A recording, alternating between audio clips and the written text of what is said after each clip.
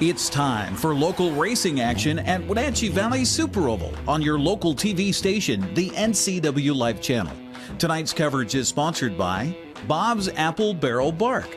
Community sponsors include AmeriCorps of Chelan Douglas Community Action Council, Apple Valley Honda, Bob's Burgers and Brew, Global Car Care, Harvest Valley Pest Control, JDSA Law, Mini Blinds, and more.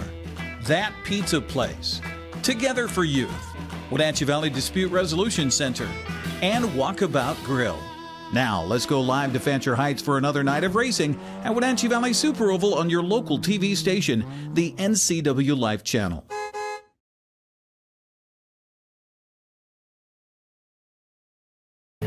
And a good evening and welcome to Wenatchee Valley's Super Oval for the next to the last race of the 2022 season. We're live on the NCWLIFE Channel. I'm Eric Granstrom, and we have our opening ceremonies happening right now, as a matter of fact. In fact, let's go down to the track side and send it to a young man, young to me anyway, who has started here in the Wenatchee Valley. He started 20 years ago at Wenatchee Valley Super Oval, putting his voice to the microphone here on the PA system. This guy's on national TV now. His home track is at Skagit Speedway. Please welcome Kaleb Hart. Eric, it's nice to be back. It's nice to see your smiling faces out in the grandstands once again. Welcome. It is Rockstar Energy B-Mod Championship night, Pepsi fireworks night. We've got the Plumb Perfect Roadrunners here and the vintage modifieds for you as well. Going to be a great night of racing here at Wenatchee Valley's Super Oval. Down trackside, we got some people that we need to say thank you to. First, standing behind me are the guys from both Randy's Towing and Ballard Ambulance. Will you put your hands together and give those guys a round of applause? They do a lot of hard work for us, and they deserve our thank yous. We also need to thank our safety crew, the guys who are doing the hooking and the pushing, and our officials all the way back over in the pit area. So if you could give them a warm round of applause as well, we greatly appreciate it. Greg Wood from Pepsi Cola has brought out the beautiful Rockstar Energy drink car tonight. You'll see it a few times. Greg, thank you very much. Thank you, Pepsi, once again, for being the official soft drink of Wenatchee Valley Super Oval. Drew Holiday is our trophy girl tonight, and Emma Haig will have the national anthems. And at this time, if I could ask you all to please rise. Gentlemen, if you would, remove your hats. We'll turn things over to Emma for the singing of the American National Anthem. Thank you. Oh, say, can you see by the dawn's early light what so proudly we hailed at the twilight? Making me nervous. Keep going. As gleaming, whose broad stripes and bright stars through the perilous fight o'er the ramparts we watched. You're making me nervous. We're so gallantly streaming, and the rocket's red glares, the bombs bursting in air, gave proof through the night that our flag was still there. Oh, say, does that star-spangled banner yet wave o'er the land of the free and the home of the brave?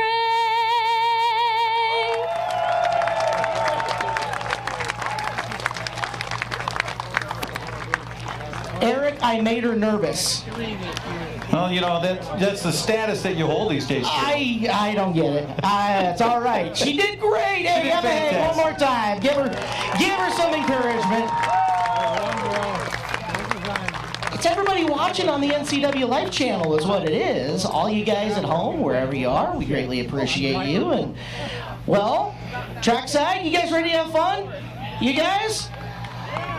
Audience? Are you ready to have a good time tonight? Oh, come on. Now you can do better than that. I have heard this crowd get loud. I have heard this crowd get rowdy. I know what you're capable of. There ain't no party like an East Wenatchee party here at Wenatchee Valley Super Oval. Get loud if you're ready to have some fun. Let's rock and roll. We got race cars to do race car things. There we go. Going to go round and round very soon. We have 3 classifications of racing happening tonight at Wenatchee Valley Super Oval. We have the Plumb Perfect Roadrunners. We have the Northwest Vintage Modifieds. And we have the Rockstar B-Mods with their 75-lap shootout coming up later on tonight. And we'll wrap up the night with fireworks here at Wenatchee Valley Super Oval. Our coverage on the NCWLIFE Channel brought to you by Bob's Apple Barrel Bark, the leading provider of organic landscaping supplies for North Central Washington. AmeriCorps, Chelan Douglas Community Action Council now accepting applications for service members. Apply online at cdac.org/AmeriCorps. Also by Apple Valley Honda. Honda test drive a new Honda today at Apple Valley Honda in East Wenatchee. Apple Valley Honda, proud to be a Honda Green dealer. We on television will take a quick break. We'll get to some heat racing coming up as we're broadcasting live here on the next to the last weekend. It's Pepsi. It's Rockstar Energy. It is the B-Mod Shootout. It's all happening tonight at Wenatchee Valley's Super Oval.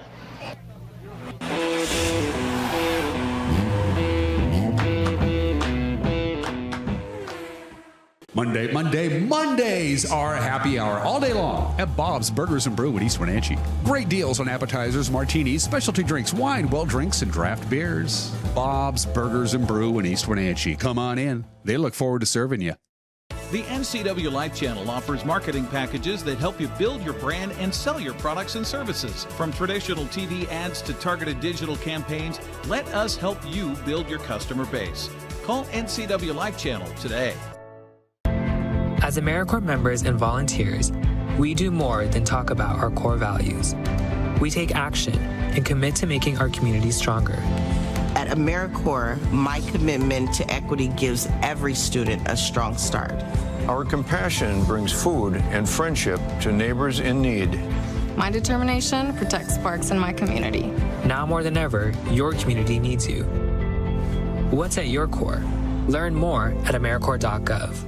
Transform your windows with a variety of colors and styles like the Allure Transitional Window Covering by Lafayette Interior Fashions. Hi, this is Darren with Mini Blinds and More. We can install the latest and greatest in technology to open and close your blinds with only a touch of a button. From the largest windows in your home to room darkening shades for the bedroom. From stylish shades for your entertainment room to custom blinds for those hard-to-fit places. We have a solution for all of your window covering needs. We offer a variety of window coverings from Lafayette Interior Fashions. Call us today. We are Mini Blinds and More, your local blind store.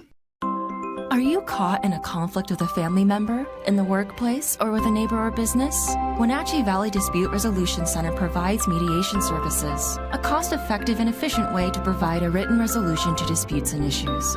Plus, we offer mediation training and community education on topics like conflict resolution and communication skills. Contact us at 509-888-0957 or www.wvdrc.org to learn more.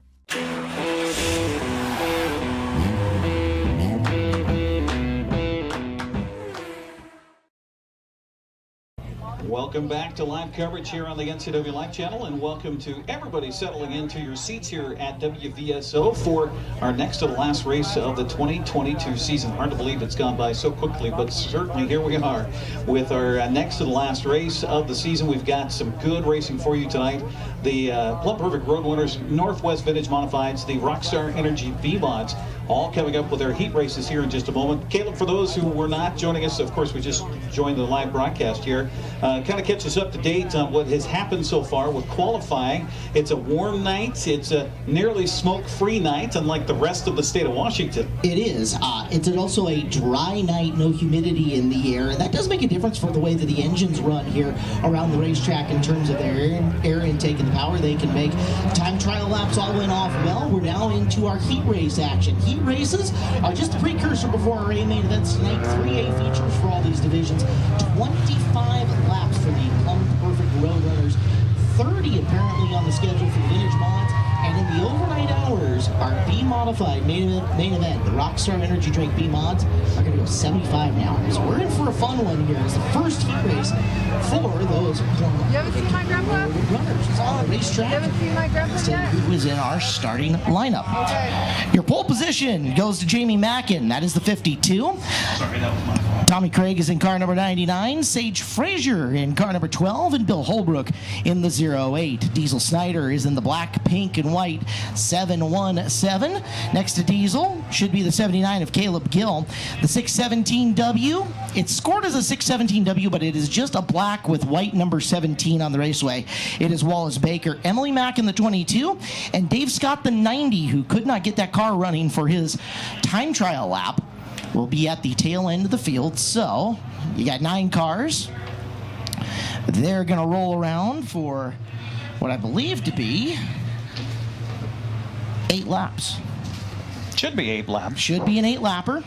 And you can see they're dealing with some shadow coming down the front straightaway as the buildings up top give them a little shadow going into one, but the real shadow and the real problem, I say problem for these drivers, is they get into corner number 3, that sunlight is directly in their eyes. So if they don't have a tinted visor, or in a lot of the cases, you can see a lot of them have brought sun visors down across the windshield with tape or various devices to try to block that sun off. It's a very narrow visual path for them getting into the third corner. It wrecks some havoc until that sun sets further into the west. So that means you need to set your lane when you're coming off of turn 2 and just hold that spot until you get into the shadows between 3 and 4. Big emphasis on keep your lane, as it looks like traffic lights are out. Mike Hoff has the green flag in hand, and here we go, ladies and gentlemen. We're underway with Mackin leading the way on the low groove. Craig in the 99. Diesel Snyder going 3 wide, down doing a little agricultural racing in the green grass off the second corner. He'll work his way to 4th. Mackin opens the door up down low. Your lap number 1 leader. It's Tommy Craig in the 99, with Snyder sticking his nose in for 2nd in the 717. Watch that 717 off of turn 2 here, Caleb. He wants to get this lead early in a short heat race here in our first go-around for the Plumb Perfect Roadrunners, and moving into 3rd place. There you got the 08 car. Bill Holbrook is that orange 08. He's quickly narrowing the gap between himself and Snyder. Snyder drifts up out of turn number 2. Let's see if he's planning a run high. No, he actually darted back down low. Craig started middle, comes off bottom in what looks to be a Pinto. Who knew Pinto could still be a race car? Tommy Craig did, and he's using it to his advantage as we get a pass for 2nd. Holbrook to the bottom on Snyder. He's going to nose ahead, getting into turn 3. Snyder way off the gas at corner entry. Stronger through the middle of the turn as he tries to sneak back down low. Little touch. Little black paint going on orange paint there in the corner panels. Oh, and another touch off of turn 2. Famous racing movie said, "Rubbin's racing, son." However, it still does cause hurt feelings. We're over halfway, 5 in the books, 3 remain on the ledger, and you're watching your leader, the 99 of Tommy Craig. Coming up on Emily Mackin, so a first lap traffic here in this first heat race. Craig down underneath, makes the pass with ease as this field spreading out single file for the most part over the rest of it. Next time around, the white flag airs. Through new to auto racing, that indicates 1 lap to go in the contest. And it's 1/4 of a mile left for Tommy Craig, who's running laps around 17.696 seconds last time by. So no worry about the breakout here by any stretch of the imagination. 16.750 is what they got to hit for the breakout. And there is your winner. Checkered flag. Tommy Craig wins heat race number 1. It looks like Diesel 2nd place. Well, taking a look at the live timing and scoring loop. Did he get penalized? Yeah, possibly.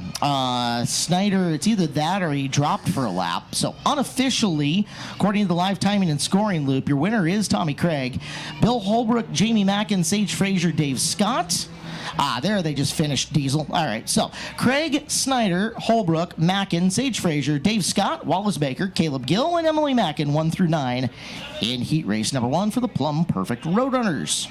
Our coverage here on the NCWLIFE Channel brought to you in part by Bob's Burgers and Brews, only the best, open daily for lunch and dinner in East Wenatchee. Also by CASA of Chelan and Douglas counties. Change a child's story. Hey, speaking of good beneficiaries, Yes. a group that does good things, we have a 50-50 split the pot that's happening here tonight. Tell us more about that. That's Caleb. right. The MS Walk here for North Central Washington is raising funds. Go see them and pick up your 50-50 raffle tickets. Chance for you guys to take some cash home this evening. Buy as many tickets as you can possibly afford. Half goes to you, and half will go to benefit the MS Walk. We thank them for being here with our 50-50 raffle tonight at Wenatchee Valley Super Oval. Heat race 2 on the racetrack for the Plumb Perfect Roadrunners. It is the 110 of Tammy Aper. Next to Tammy, it's the 16 of Layla Arneson. Row number 2 is the 7 of Dylan Frazier. Gene Solomon, the 17S, makes up the second row. Third row, Carlin Coker, the 98K, and Matt Snyder in the 15. Kyle Spalding, the 55K, starts inside row number 4. Eddie Razy in the 19 starts outside row 4. Your quick qualifier starts tail end Charlie on the field. That is the 32 of Jay Evans. Your 9 fastest cars in time trials make up heat race number 2 tonight for the Plumb Perfect Roadrunners here at Wenatchee Valley Super Oval on Pepsi Fireworks Night. You gotta love it. You got a cheetah print car up front and a cow car in the back. You got some variety. When divisions like this first started around the state of Washington, they were all encouraged to paint their cars yellow and black, as they were all called Hornets or Stingers or Bumblebees or some variation of them. Right. And as the years have gone on, everybody realized how truly ugly yellow and black is. Steelers colors. I mean, but bringing in some variety, you got a lot of really talented graphic artists and raps, and they've made some good-looking race cars. To the point where they got creative, and Jay Evans has got steer horns up on top of that race car. Well, it's not a cow car unless you got some horns. That's right? True story. I don't know. Are there any cowbells out in the crowd tonight to cheer on Jay Evans? Ooh, that's a thing. He's got five wins this season at Wenatchee Valley Super Oval. That's a heck of a year. That is a great year. They will roll the green off the corner. We're underway with our second heat race. A couple of our female competitors on the front row of this. Aper and Arneson lead them down with Frazier in the 7 and Solomon in the 17, 3rd and 4th here on the opening lap. Watch that 16 car on the inside. Arneson, she's done well this year out of Soap Lake. 358 points coming into the weekend here this weekend at WVSO. A car length back, although making up big ground on Aper going into turn number 3, shows a nose. There, even Stevens off the corner. Room gets very narrow. Bumper cars as Arneson takes over the lead, and Frazier, right place, right time to follow through.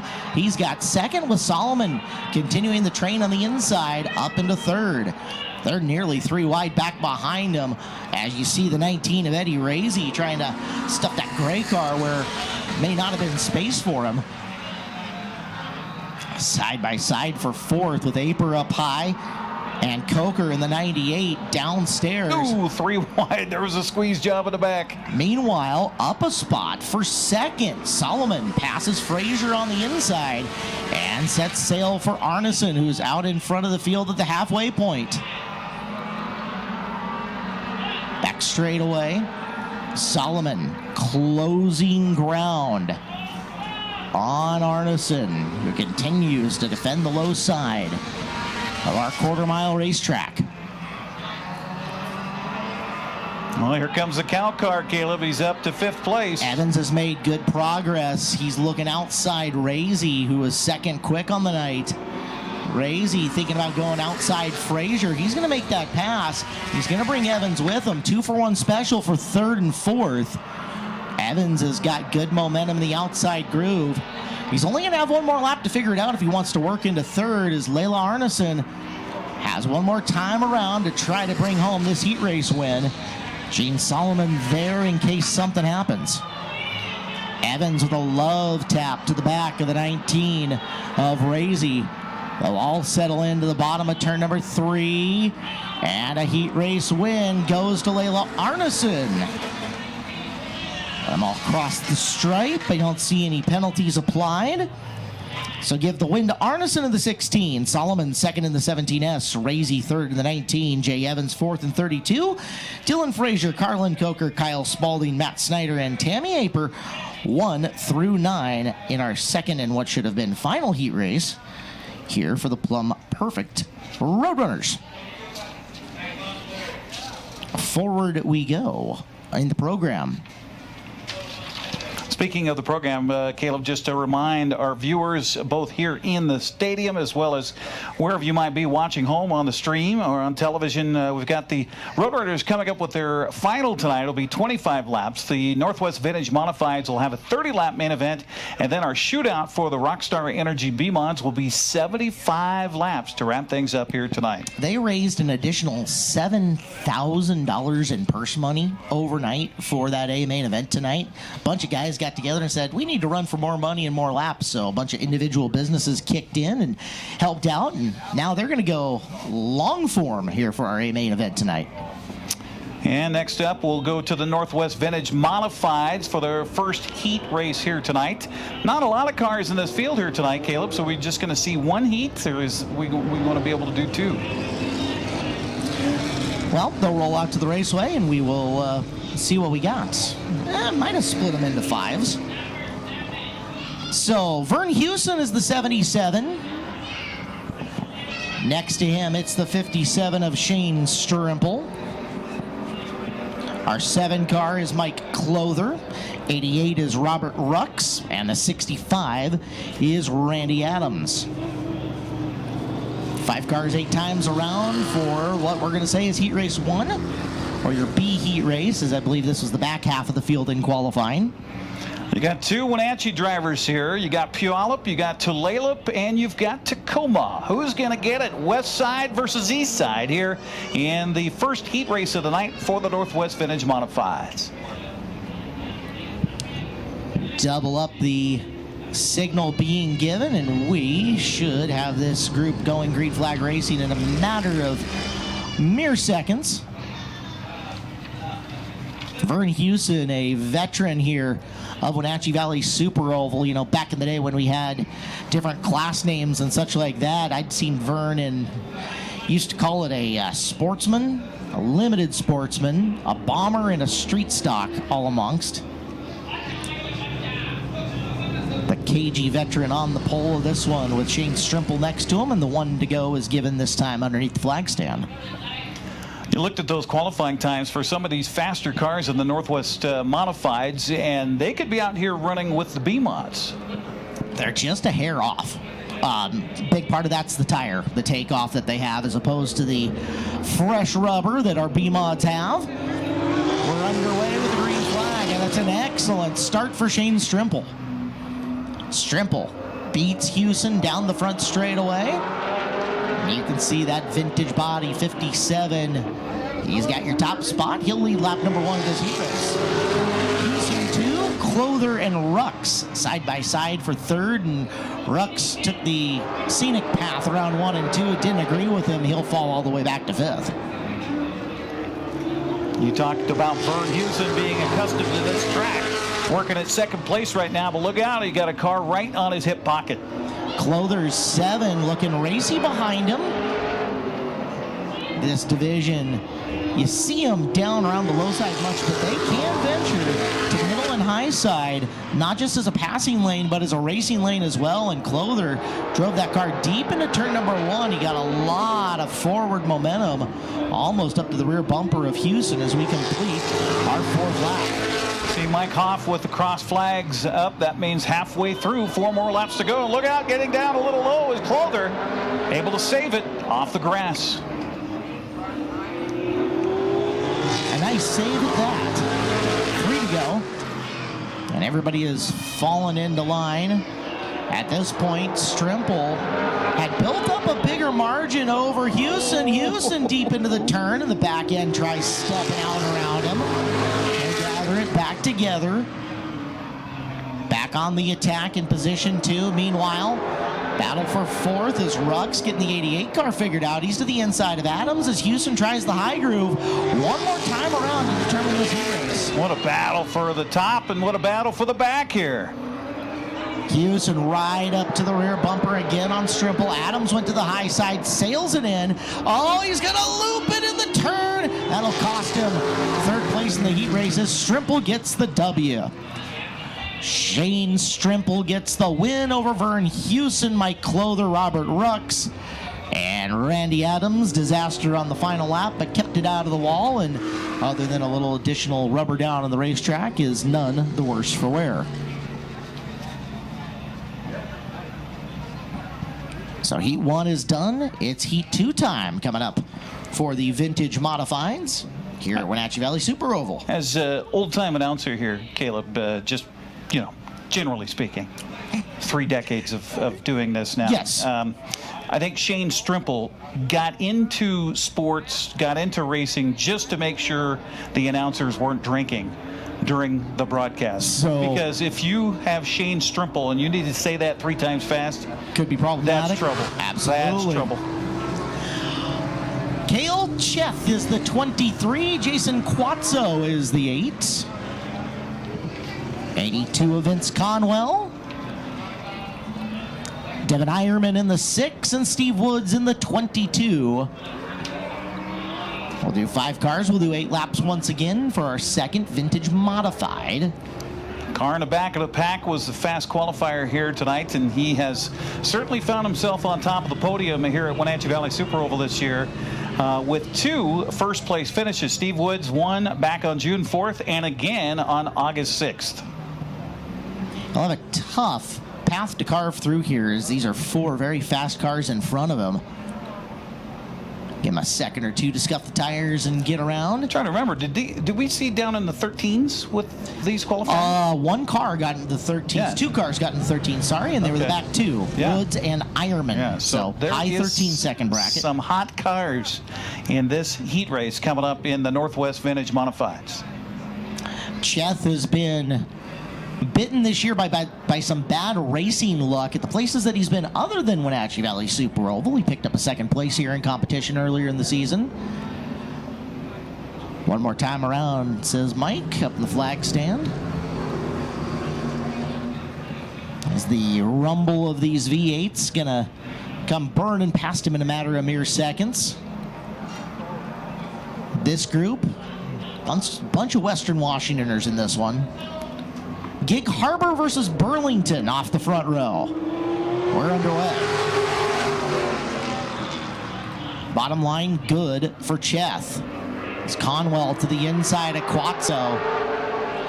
Noses ahead, he's got 2nd. Quickly, Steve Woods figured he didn't want to be outside. He tucked to the inside. He goes 5th to 3rd on our opening lap.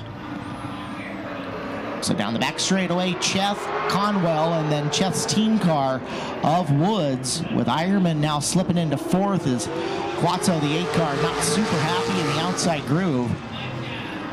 After their last appearance, which was at Evergreen Speedway, Quazzo had to rebuild the rear Panhard and sway bar assembly in that race car. So he's got some new technology and new geometry that they're working through.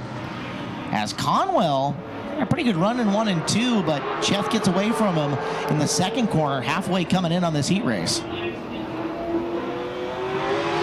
Steve Woods right there on Conwell, looking for opportunity to sneak by, and Conwell was in the middle of the 2nd corner. Can Woods get underneath him? Conwell actually setting up the run on the outside through 3 and 4. There's not much up there for him right now. Woods to the inside, trying to shuffle him back a position. Door panel to door panel in turn 2 down the back straightaway. Give the spot to Woods. Eierman in the 6th, thinking he can follow Woods through, but Conwell quickly gets the car down racetrack to stop the bleeding. So we'll come to the white flag, and we might have some team car violence coming in as it's Cheth and Woods. Hey, they wreck each other. They're going to have to help them fix it. Down the back straightaway for the final time.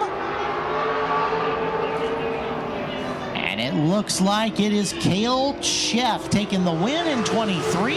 Steve Woods Second and 22. 82 of Conwell third. The 6 of Eierman is fourth. And fifth to the 8 of Jason Quatso. Yellow flag waves as the track goes dark for a second. And just like that, we're already into the Rockstar Energy Drink B-Modifieds. We should tell folks that are not familiar, Caleb, we do have a fan fest coming up. After the heat races are done, we're going to bring out our trophy winners, our podium finishers. I'll get a chance for you to talk to them. We'll put them on camera, get them on TV, and then whoever wants to come out of the pits can come on out, right? That's going to be cool. Yeah. Come on down, meet the drivers, get a picture with your favorite driver.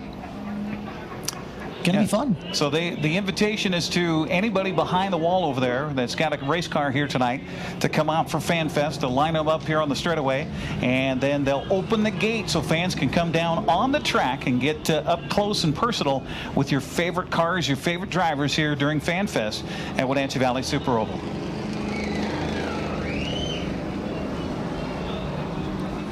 First heat race for the Rockstar Energy Drink B-Modifieds. And it looks like the lineup that was pushed down is not the lineup I have. So we're just going to call them as they are on the racetrack and be good with it.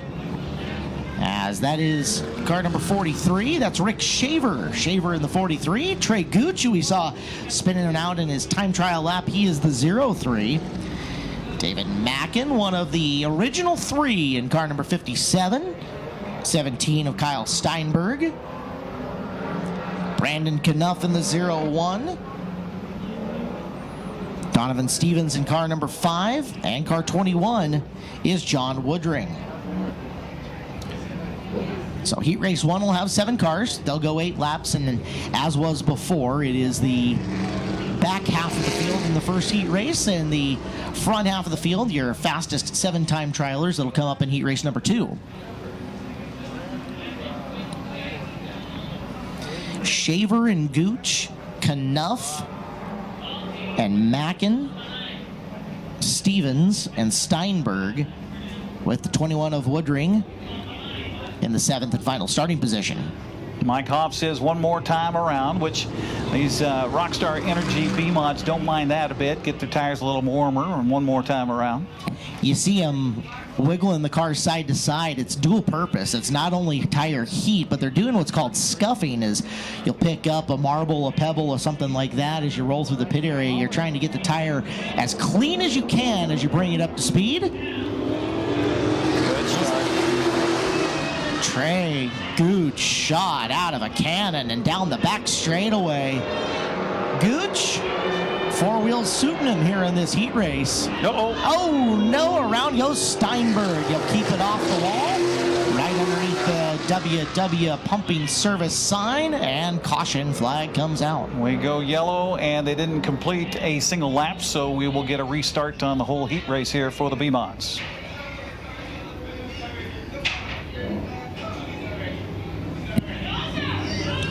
Well, second chance for the 43 of Shaver to try to turn away Gooch. Is Gooch not sure if Shaver was sleeping at the wheel or if Trey just has really good takeoff with the way they've got that motor configured, the gearing in the race car, because he shot down the front straightaway and had Shaver clear all the way into turn 1 by the time they got there.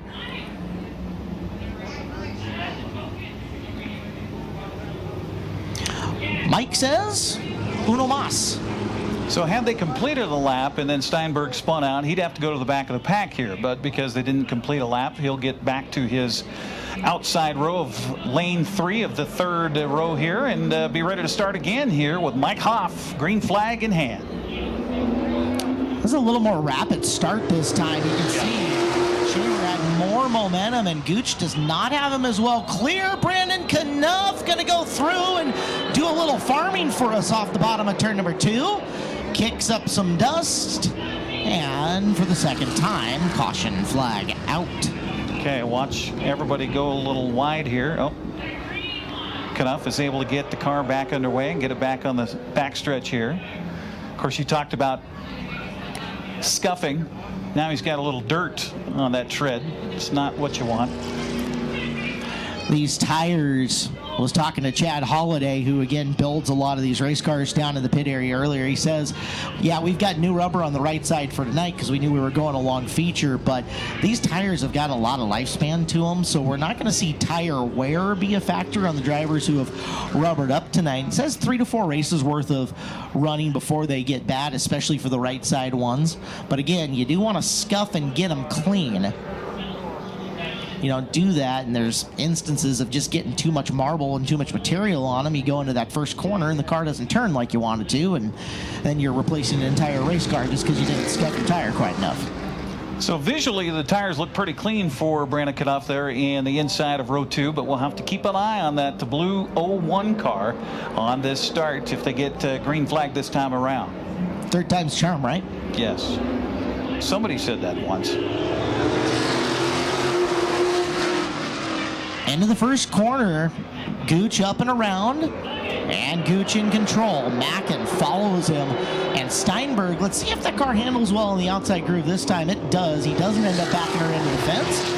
They'll look to get to the outside of the 43 of Shaver. Shaver not letting him by without a battle. In fact, Shaver moving up racetrack. That opens the door up down low for Knuff to try to sneak by. Knuff's got the nose on Shaver. Vault him up into the third position. Third time was a charm. We're 2 laps in already.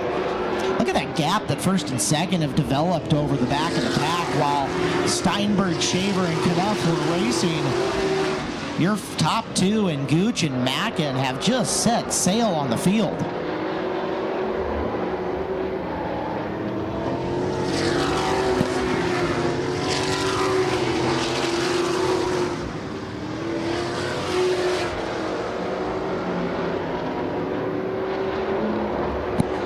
Race leader continues to be Trey Gooch. David Mackin is keeping him within striking distance. We got 3 laps left. Meanwhile, back in the field, Steinberg finally finds his way underneath Shaver. 2 laps left as Gooch under fire from Mackin. Mackin follows him in turn 1. Down the back straightaway, Gooch, superior power coming out of the corner. Mackin closes again through the center of turns 3 and 4. One more time to decide it. Gooch makes a good entry through the turn, and that looks like how we will finish this. Give the win to Trey Gooch in 03. Mackin second in 57.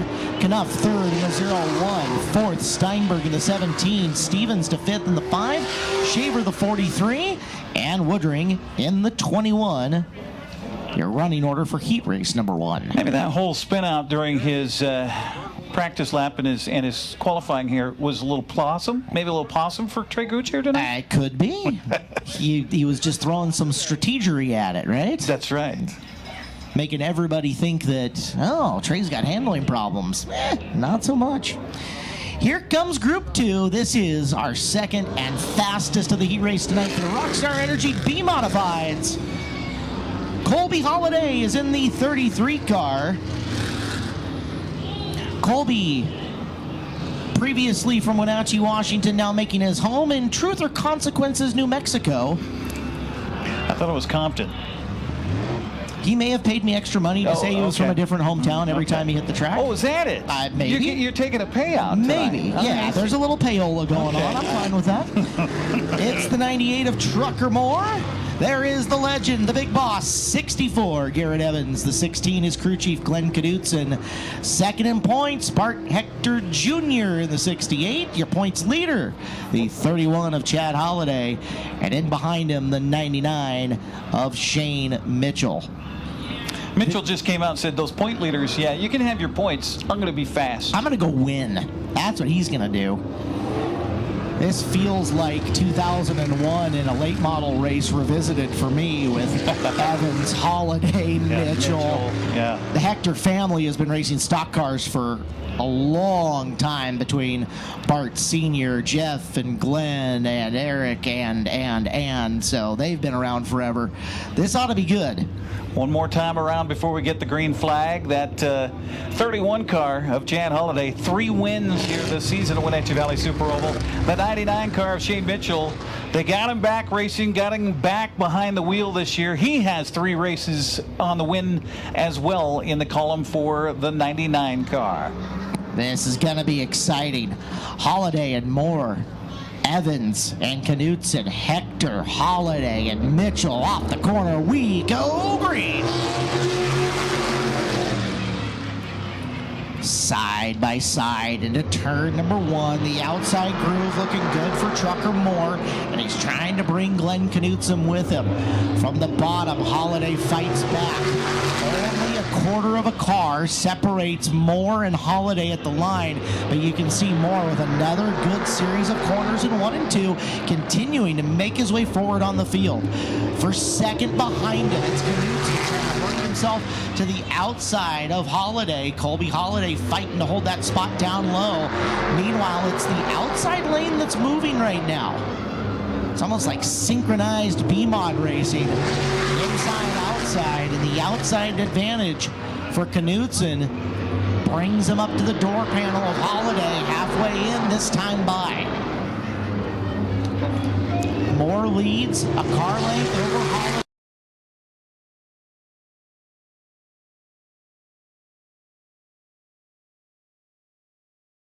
Is now strung up high, and if he can't make any progress, might cede the spot to Garrett Evans. He's been right on the back bumper of Colby Holaday the whole time around in the blue 64. They get points for this, and Holaday trying to wrap up the track championship. He came into the weekend just, 12 points in front of Art Hector Jr. Those guys are front to back right now in this heat race. Holaday, Chad version, might be looking to make a points move there. He sails high. He's trying not to let Hector buy him on the inside. That's for 6th. 1, 2 go in this run.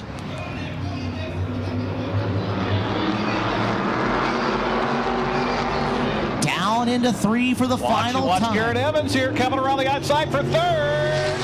Not gonna get it, but close. Checkered flag. Trucker Moore gets the win. Glenn Knutson 2nd. Check it out, Eric. On the screen, Garrett Evans, the transponder loop tripped before Colby Holaday. How about that? And Garrett Evans takes 3rd. Evans, the gap on that final lap, 0.021 ahead of Holaday to take it. Oh, how about that? Trucker Moore, Glenn Knutson, the 98 and 16, then the 64 of Evans, the 33 of Holaday, the 31 of Holaday, the 68 of Hector Jr., and the 99 of Shane Mitchell. Heat races in the books here at Wenatchee Valley Super Oval on Pepsi Fireworks Night. I think you have to go down the track to take care of some trophy presentations. Indeed, I do. I will head And trackside. while we wait for Kaleb to do that, while we wait for those cars to come out, we'll take a quick commercial break here on our coverage live on the NCWLIFE Channel, brought to you in part by Harvest Valley Pepsi.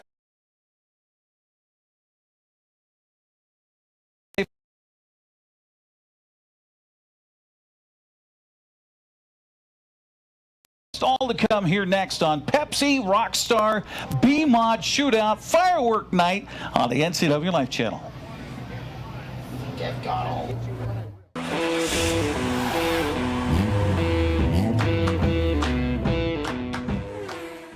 JDSA Law is a proud sponsor of these local event broadcasts. JDSA Law has been serving North Central and Eastern Washington since 1946. For over 70 years, their team of dedicated professionals has delivered quality, innovative legal services. JDSA Law partners with you to provide the finest legal advice and support as you navigate your personal and business challenges, your risks, and your accomplishments. JDSA Law supports the TV broadcasts of these local community events.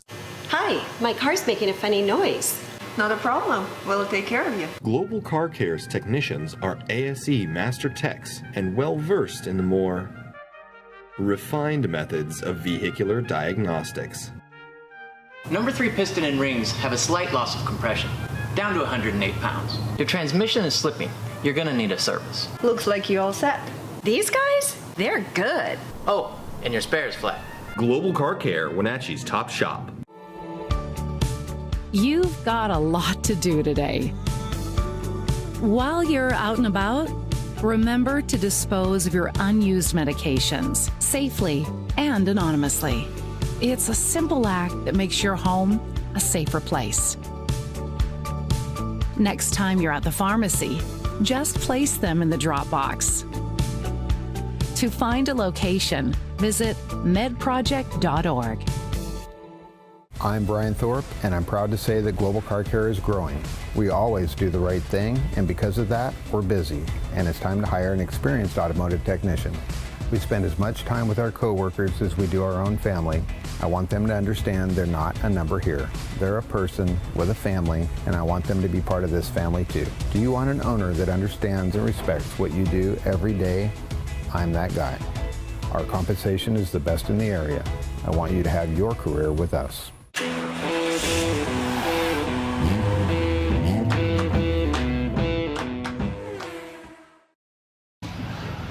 Thanks for joining us for live coverage of racing here at Wenatchee Valley Super Oval on the NCWLIFE Channel, brought to you in part by Global Car Care. ASC certified technicians will take good care of your vehicle. Whether you need general maintenance or have a European specialty car, you can count on Global to keep you and keep your car on the road. We have our Trophy Dash winners gathering down here on the main stretch, along with our own Kaleb Hart, who is down there to talk to some drivers and talk to some podium finishers here tonight, as we'll get underway with the Fan Fest coming up in just a few moments.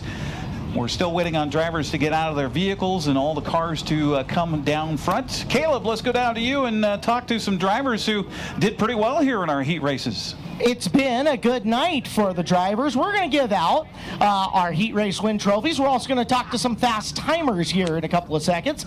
So first and foremost, Tommy Craig, say hi to all the people here on the NCWLIFE channel. Say hi to all these fans who just watched you win your first heat race. Congratulations. Thank you. Tell me a little bit about your race and how it went for you out front. So basically I got behind the 52 car, and then the 717 car bumped me a little bit, and then I was gone. How's your car handling tonight? It's handling pretty good. Think you're going to be able to do something for the main? Yeah. You want to say thank you to any sponsors or crew guys helping you out? Yeah, I want to say thank you to my dad, everybody who's been helping me with my car, my friend right here that came out here with his grandpa and stuff to come support me, and everybody else. Great job tonight. Look forward to seeing you in the main. Thank you. Tommy Craig, your first heat race winner.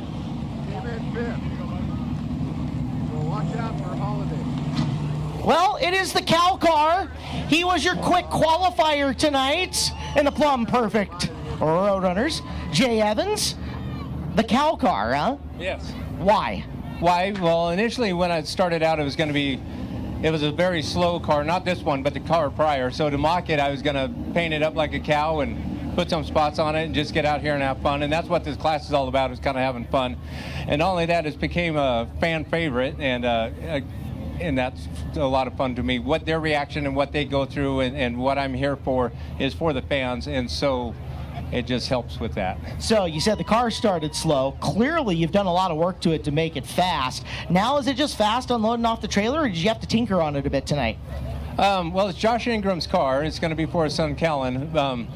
But over the years, we've kind of tweaked on it a little bit, and I've got it to corner pretty good. And so, because it's a stock motor still, everything's stock in the car, it corners very well. And I'm having trouble doing that tonight. But other than that, it normally corners very well, so I'm able to gain in the corners rather than on straightaway with the power. Well, you'll have a 25-lap A main event. You think you can get there? With 25 laps, I should be do a little better than fourth, I hope. I hope to talk again. Well, we'll find out. Do you want to say thank you to any sponsors, helpers, etc.? Well, definitely Josh Ingram, for the owner of the car, and Matt Brugman for Plumb Perfect sponsoring the class. And over the years, I've had lots and lots of people.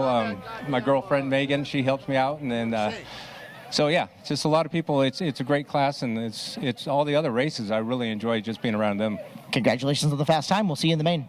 Yes, you will. Jay Evans, ladies and gentlemen, your quick time for the Roadrunners Plumb Perfect version. Well, Layla Arneson, welcome to the front straightaway, and welcome to being a heat race winner here at Wenatchee Valley Super Oval. You won the fast heat too. That's awesome. Congratulations. Thank you. Tell me a little bit about your race. Did the car handle exactly how you wanted it to? The car handled loose and perfect. It handled really well, and I'm glad how it handled, because if it handled any worse, I don't know where I would have been. You said loose and perfect. Is that the way that you like it? Yes, I like it loose. That's kind of counterintuitive to the way that some of the other drivers liked it. They like a little bit of a tighter race car. Why do you like it loose? Loose, you can kick the ass end out and just drift through the corners. And that's what you did. Great job on your heat race win.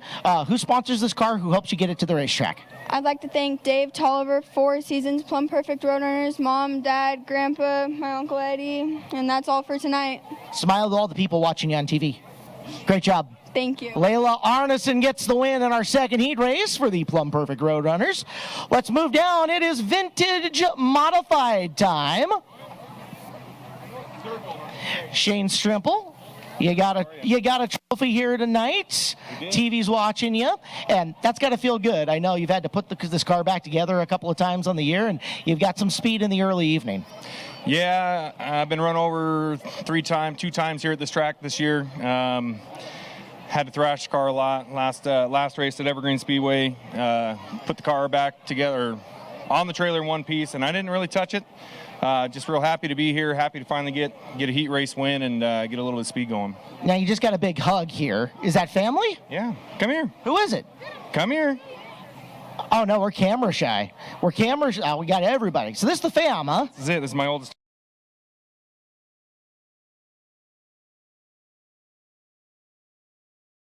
And they supported me from the beginning of this. It's only my second year, so big shout out to them for being here. Well, it's cool you can come out and win in front of the family, man. Congratulations. I know you've got one great sponsor you definitely want to shout out, and anybody else? Aaron's Olympic 4x4 in Snohomish, Washington, specializing in Jeeps and Toyotas, and we're kind of the go-to guys on the west side. And then other than that, Jesus Christ for always being there for me, my wife, Blake, and all my friends that helped me out. We'll see you in the A-main event a little bit later. Sounds good. Shane Strimple gets the heat race win, and the first heat's for the vintage mod. And let's wander down.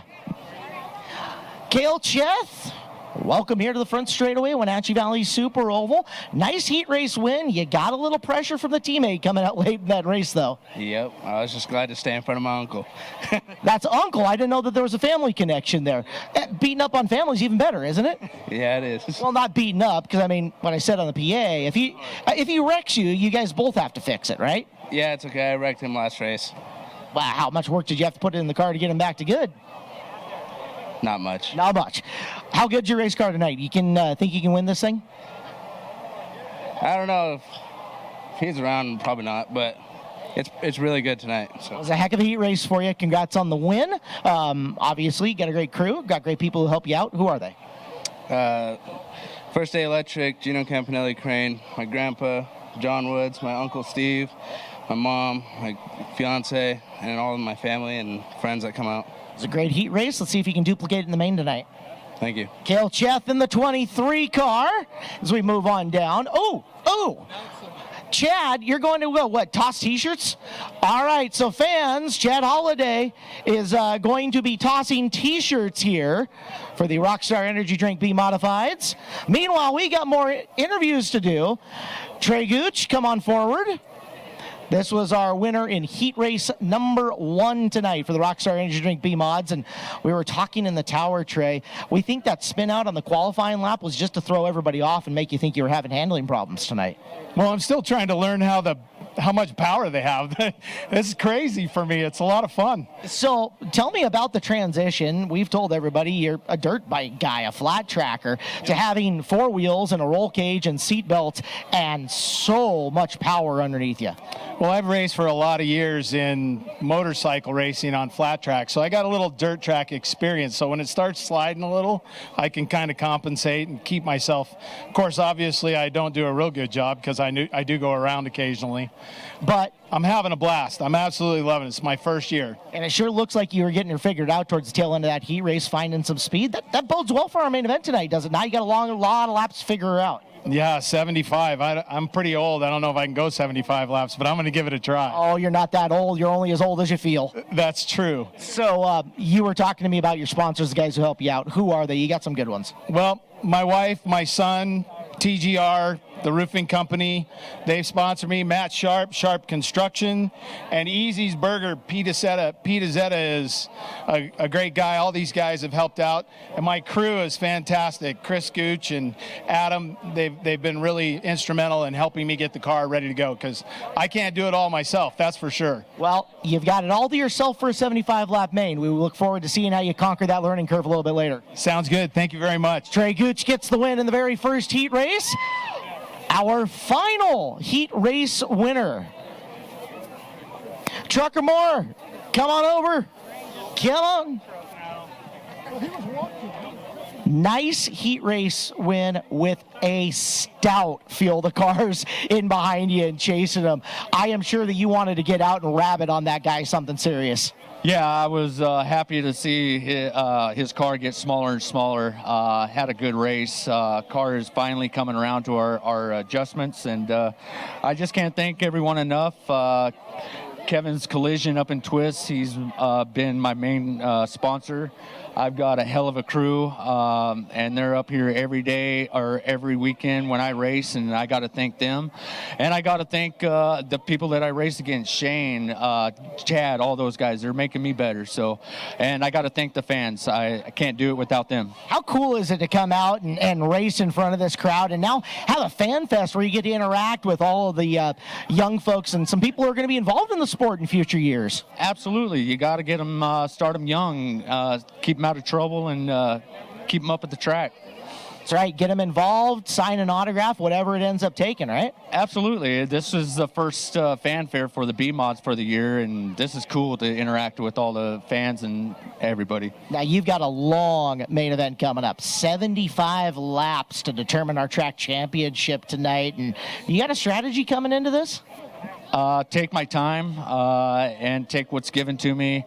It is a long race, so we just got to take our time. A wise man once said they're going to give you more spots than you can take. I'll take them. There you go. Congratulations on the heat win. Thank you. Trucker Moore gets the heat race win here tonight.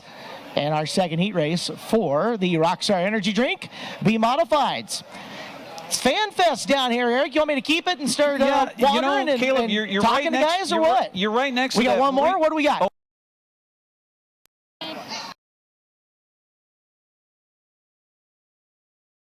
Last qualifier, I believe. Okay. Hopefully all right, the we got a camera vintage follows mod you that quick far. time all the way down. Where did he go?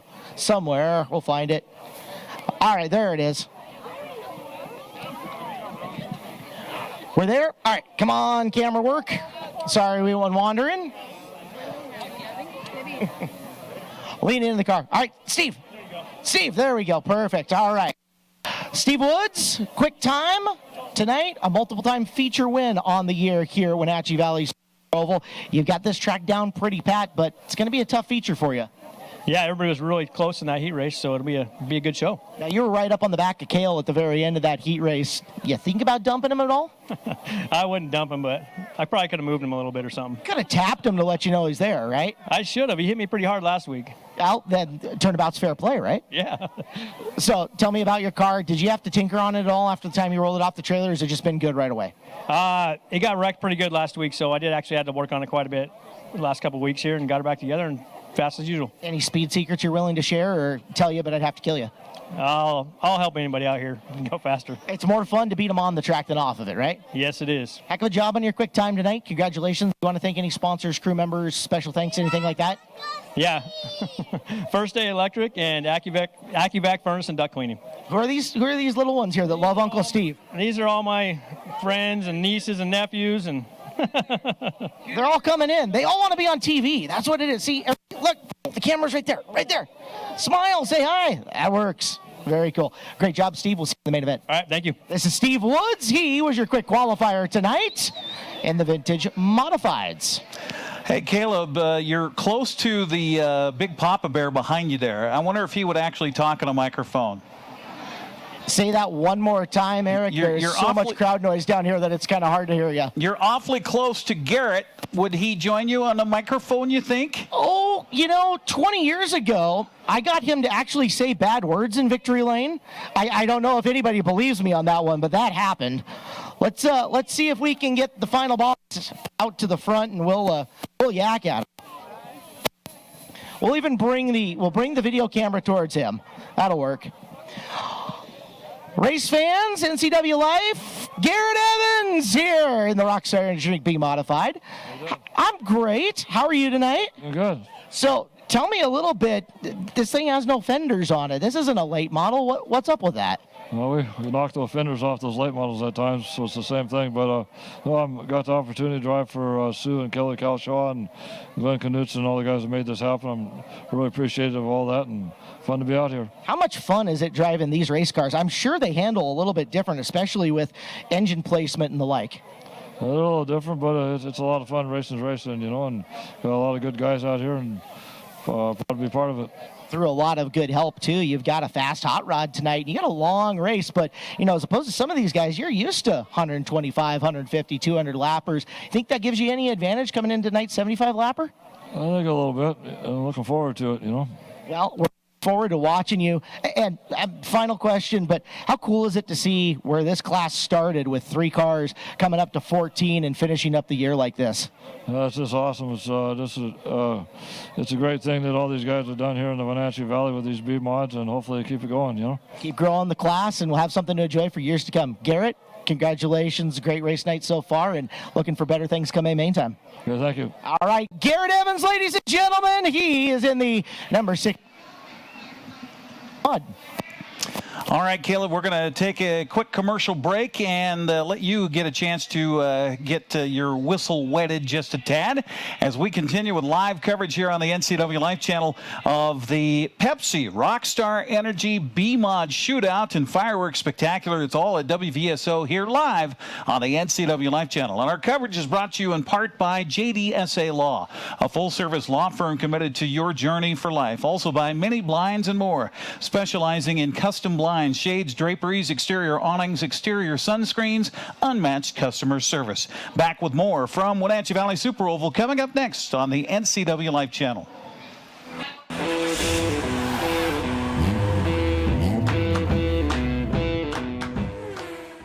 The Wenatchee Valley. Here, most of us really enjoy the great outdoors, and most of us try to make the most of our natural resources. Here at Apple Valley Honda, we know that for generations, we have harnessed nature to sustainably power the West, and we are proud to be part of that tradition as an environmentally green dealership award winner. Being a green dealership means Apple Valley Honda has reduced our overall environmental impact. We are so proud to live in this wonderful community.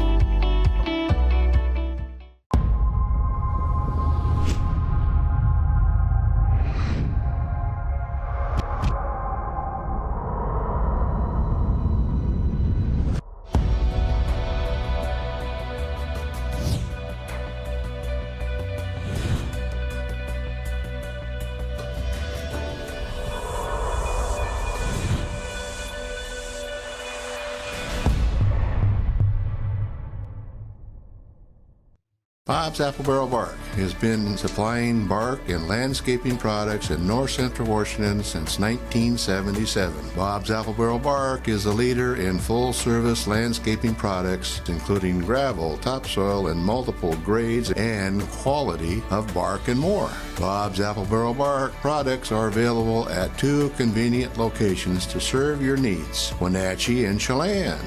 Give Bob's Apple Barrel Bark a call today. Are you dealing with a pest or weed issue and you just don't know what to do? We use the best pest control methods approved for areas with kids and pets. Whether it's rats, mice, ants, or spiders, or something else altogether, we provide the coaching and solutions you're looking for. And you can know that your dollars are supporting a local, family-owned and operated business. Allow us to help you get back to living healthy and pest-free. Harvest Valley Pest Control.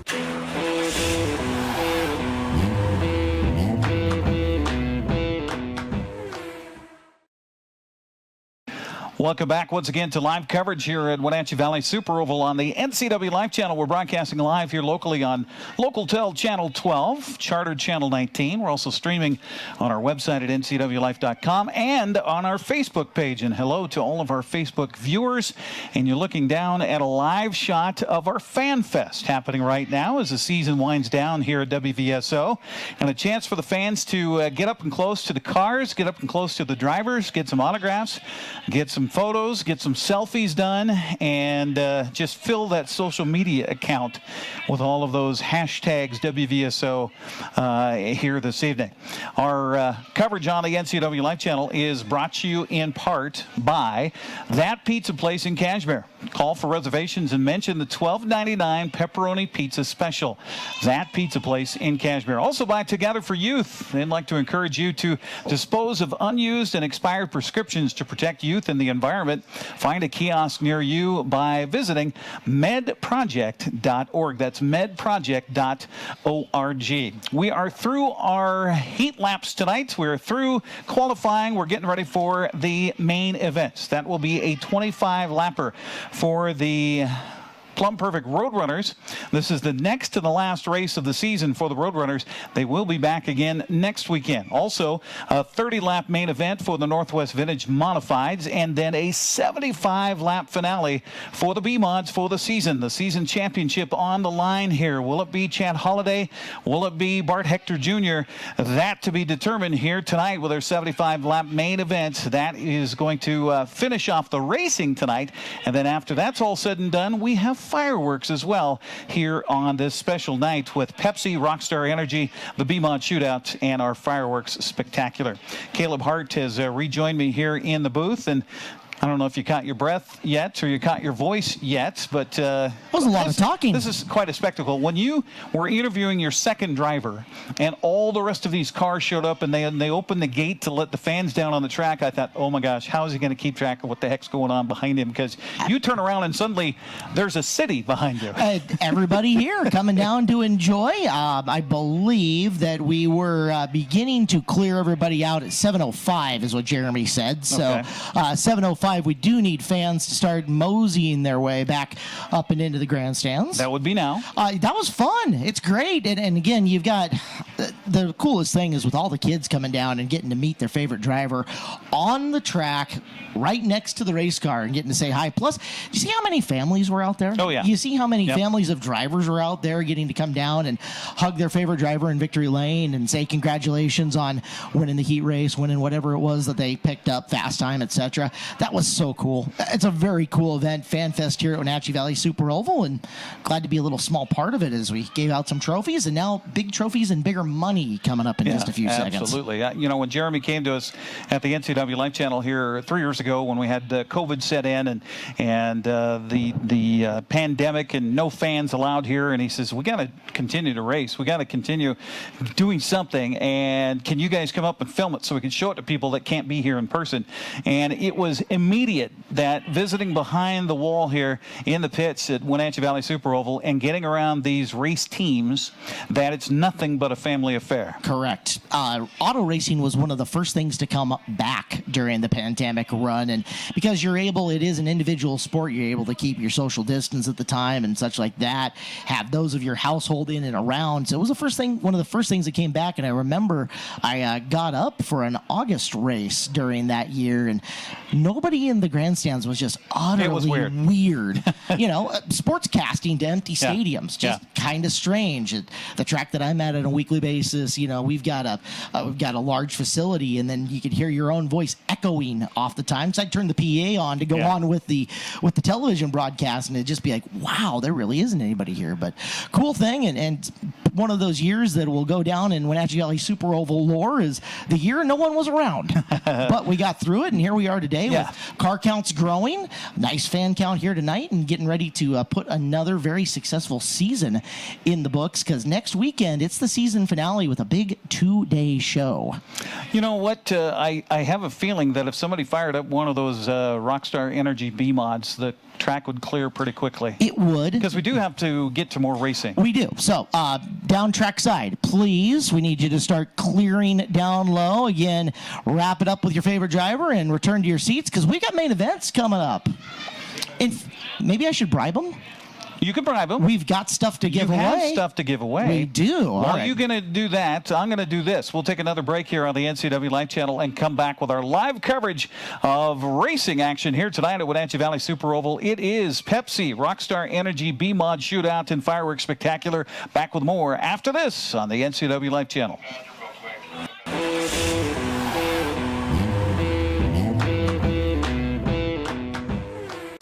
Brian's Pizza and Bowling is changing their name to That Pizza Place. Now, there's still your same favorite locally owned family pizza and bowling center, That Pizza Place. Come hang out in downtown Cashmere.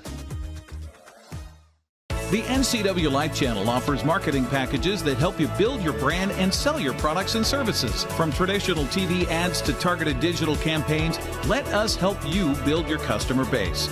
Call NCWLIFE Channel today. Mondays are happy hour all day long at Bob's Burgers and Brew in East Wenatchee. Great deals on appetizers, martinis, specialty drinks, wine, well drinks, and draft beers. Bob's Burgers and Brew in East Wenatchee. Come on in. They look forward to serving you. The NCWLIFE Channel offers marketing packages that help you build your brand and sell your products and services. From traditional TV ads to targeted digital campaigns, let us help you build your customer base. Call NCWLIFE Channel today. As AmeriCorps members and volunteers, we do more than talk about our core values. We take action and commit to making our community stronger. At AmeriCorps, my commitment to equity gives every student a strong start. Our compassion brings food and friendship to neighbors in need. My determination protects parks in my community. Now more than ever, your community needs you. What's at your core? Learn more at AmeriCorps.gov. Transform your windows with a variety of colors and styles like the Allure Transitional Window Covering by Lafayette Interior Fashions. Hi, this is Darren with Mini Blinds and More. We can install the latest and greatest in technology to open and close your blinds with only a touch of a button. From the largest windows in your home to room darkening shades for the bedroom. From stylish shades for your entertainment room to custom blinds for those hard-to-fit places. We have a solution for all of your window covering needs. We offer a variety of window coverings from Lafayette Interior Fashions. Call us today. We are Mini Blinds and More, your local blind store.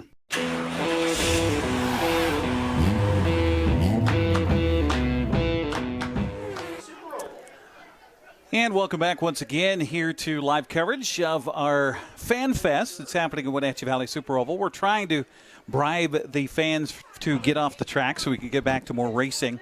One thing that's pretty cool, we certainly appreciate all of our sponsors. A sponsor of the racing each time that the cameras show up for NCWLIFE out here at the racetrack is Bob's Apple Barrel Bark. Bob is Bob Spangers. Bob has a seat right in front of us here on a little balcony at the announcer stand. And Bob is so happy about our coverage here on the NCWLIFE channel that he went back to the 50-50 split the pot effort here tonight to help raise funds for the MS Walk. And he bought 5 of these tickets. And he says he came into the booth just a moment ago, and he says, hey, love your guys' coverage. Thank you so much. I'm Bob from Bob's Apple Barrel Bark. And I bought these 5 tickets for your cameraman on the lift. So I think that Malcolm was going back and forth. I'm not sure if Malcolm is over on the lift or not. But he bought 5 raffle tickets for, I believe, Malcolm. And so, Malcolm, if you win the pot here tonight, you're going to get some cash on top of getting paid to be here. How about that? That's a pretty good deal right there. So still to come here tonight on the race night at Wenatchee Valley Super Oval, we have the Plumb Perfect Roadrunners 25-lap main event. We have the Vintage Modifieds, Northwest Vintage Modifieds 30-lap main event, and then the Rockstar Energy B-Mod Shootout 75-lap main event coming up here on the program docket here this evening at Wenatchee Valley Super Oval. One more night of racing coming up next weekend. In fact, they're going to do some practice on Friday. They will have actually a heat race on Friday night, so you don't want to miss that. They'll have racing on Saturday all day and then racing on Sunday as well. So a big finish for the season here coming up next weekend at Wenatchee Valley Super Oval. If you want tickets, you want more information on what's happening as far as next weekend is concerned, go to WVSO.com. Our coverage brought to you in part by Wenatchee Valley Dispute Resolution Center. Caught in a conflict, family, housing, business, call Wenatchee Valley Dispute Resolution Center at 509-888-0957 for help. Our coverage also brought to you by Walkabout Grill, where eating out is eating healthy. Open 7 days a week in Leavenworth and Wenatchee, or stop in at the 108 Lounge at the Wenatchee Walk, which I understand is going through a renovation right now. So thanks to Walkabout Grill for sponsoring. We'll take a break, come back. The track is being cleared. We're about ready for our first main event of the night, and that would be a 25-lapper for the Plumb Perfect Roadrunners. It's all coming up here on the NCWLIFE Channel.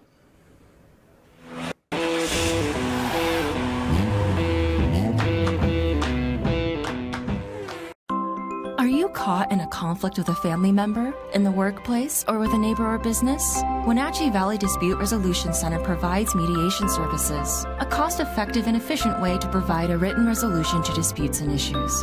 Plus, we offer mediation training and community education on topics like conflict resolution and communication skills. Contact us at 509-888-0957 or www.wvdrc.org to learn more.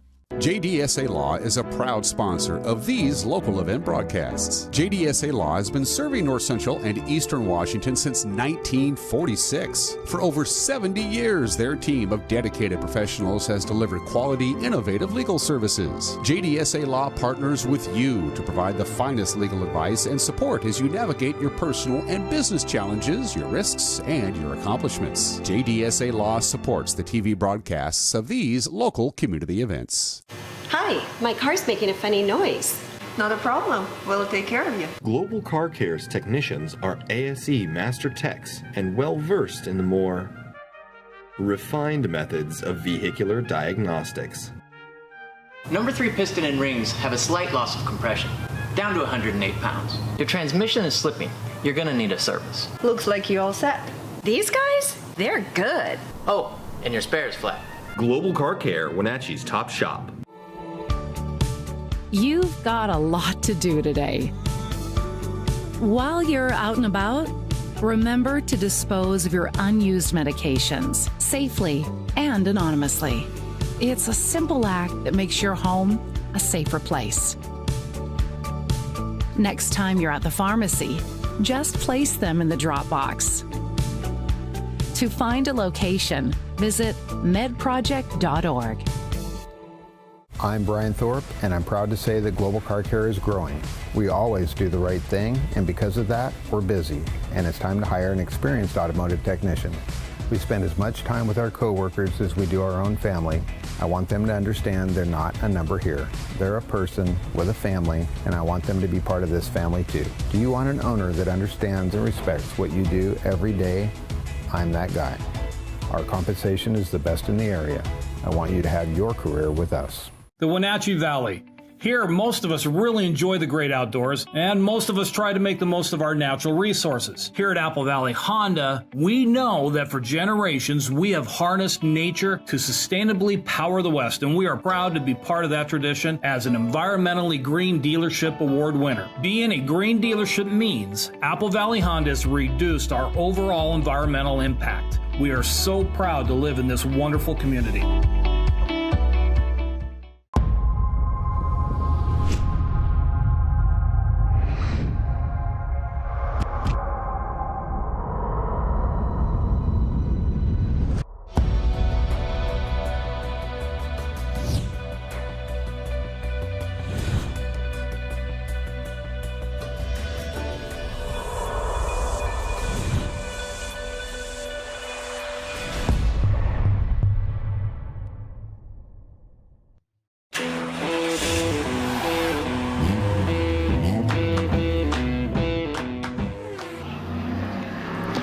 Welcome back once again to our live coverage here on the NCWLIFE Channel of racing. Now, Kaleb Hart, tell us what's happening right now. Back to racing. Test lap for Bart Hector Jr. is something not quite running right in the number 68 B modified.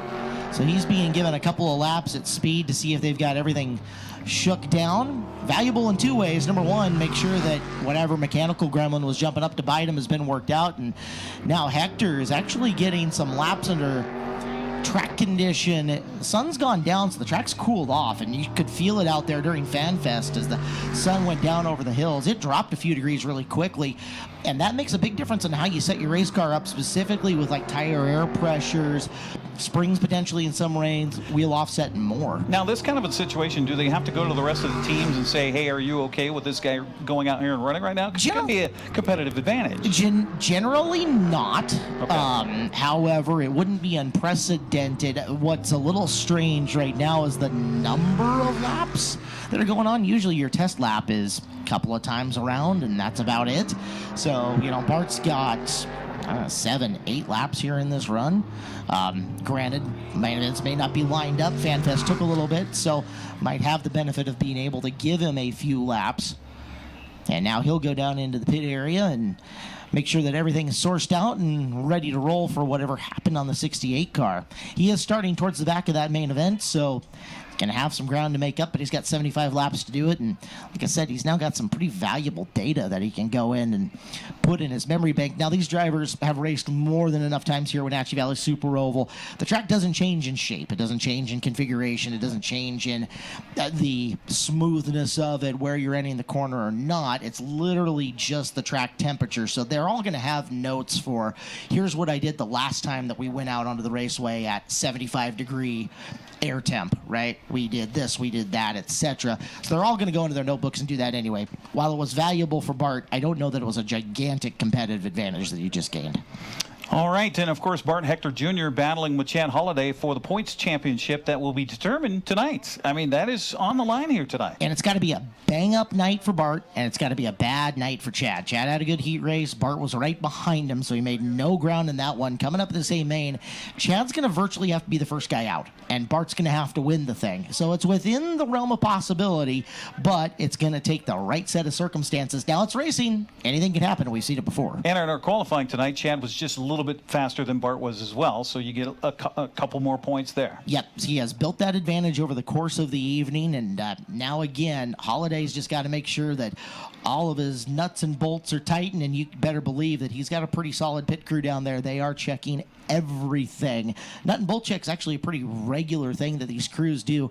Car comes off the track, you take your tire temperatures, and you go through and you make sure every nut and bolt is still tight to what your torque spec is supposed to be before that car rolls onto the racetrack next time. And next up, behind the wall, we should see some of those Plumb Perfect Roadrunners lining up for their heat, for their main event, 25-lap main event, which is coming up next here on the NCWLIFE Channel, and for our fans in the stands here at WVSO. Hey, just a reminder that our coverage is brought to you in part thanks to Bob's Banjer, Bob's Apple Barrel Bark, the leading provider of organic landscaping supplies for North Central Washington. Just a couple of notes here coming up. Sports coverage continues here. You can't get more local TV than local sports. We have high school volleyball coming up on Tuesday nights as Eastmont hosts Wenatchee in the Battle of the Bridge, but they don't call it that anymore. It's the Bridge of Sportsmanship because we all get a trophy. We all get along, and so that's coming up on Tuesday night.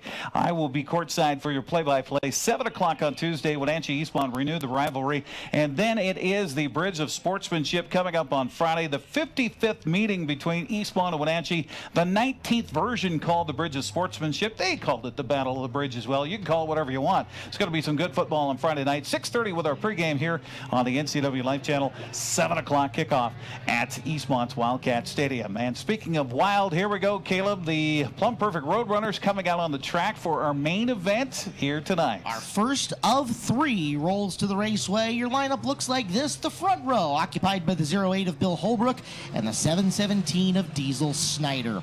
Row number 2 is the 110 of Tammy Aper and the 16 of Layla Arneson. Row number 3, Dylan Frazier in the 7 and Gene Solomon in 17S. Row 4, Carlin Coker in the 98K and Matt Snyder in the 15. So once... So the cars taking the track here at WVSO. They'll get warmed up get ready to go for their 25-lap main event. And provided we don't have cautions, provided we don't have any fender benders, 25 laps, even with these quote-unquote slower cars, can go by pretty darn quickly. And you love to see the car count here tonight. 18 cars on the track right now, getting ready for our main event for the Plumb Perfect Roadrunners. Hey, by the way, while we have a moment, I after we set up for the TV broadcast here earlier today, I got a chance to take a break, had to run and get my crew some water, get some ice and things like that, and just wanted to give a shout out to Marco Hernandez. Marco's at rolling24.7. He said, hey, give me a shout out, so I said I'd give him a shout out. So there you go. Marco Hernandez in the Safeway here in East Wenatchee helped set me up with some ice, so I appreciate that. We've got to give a shout out to our B-Mod drivers who are out in the grandstands right now, and they're actually wandering around and passing the helmet is what they're doing. They are raising money for Packing Friendship. Packing Friendship intended to provide food for children who are at risk of going hungry.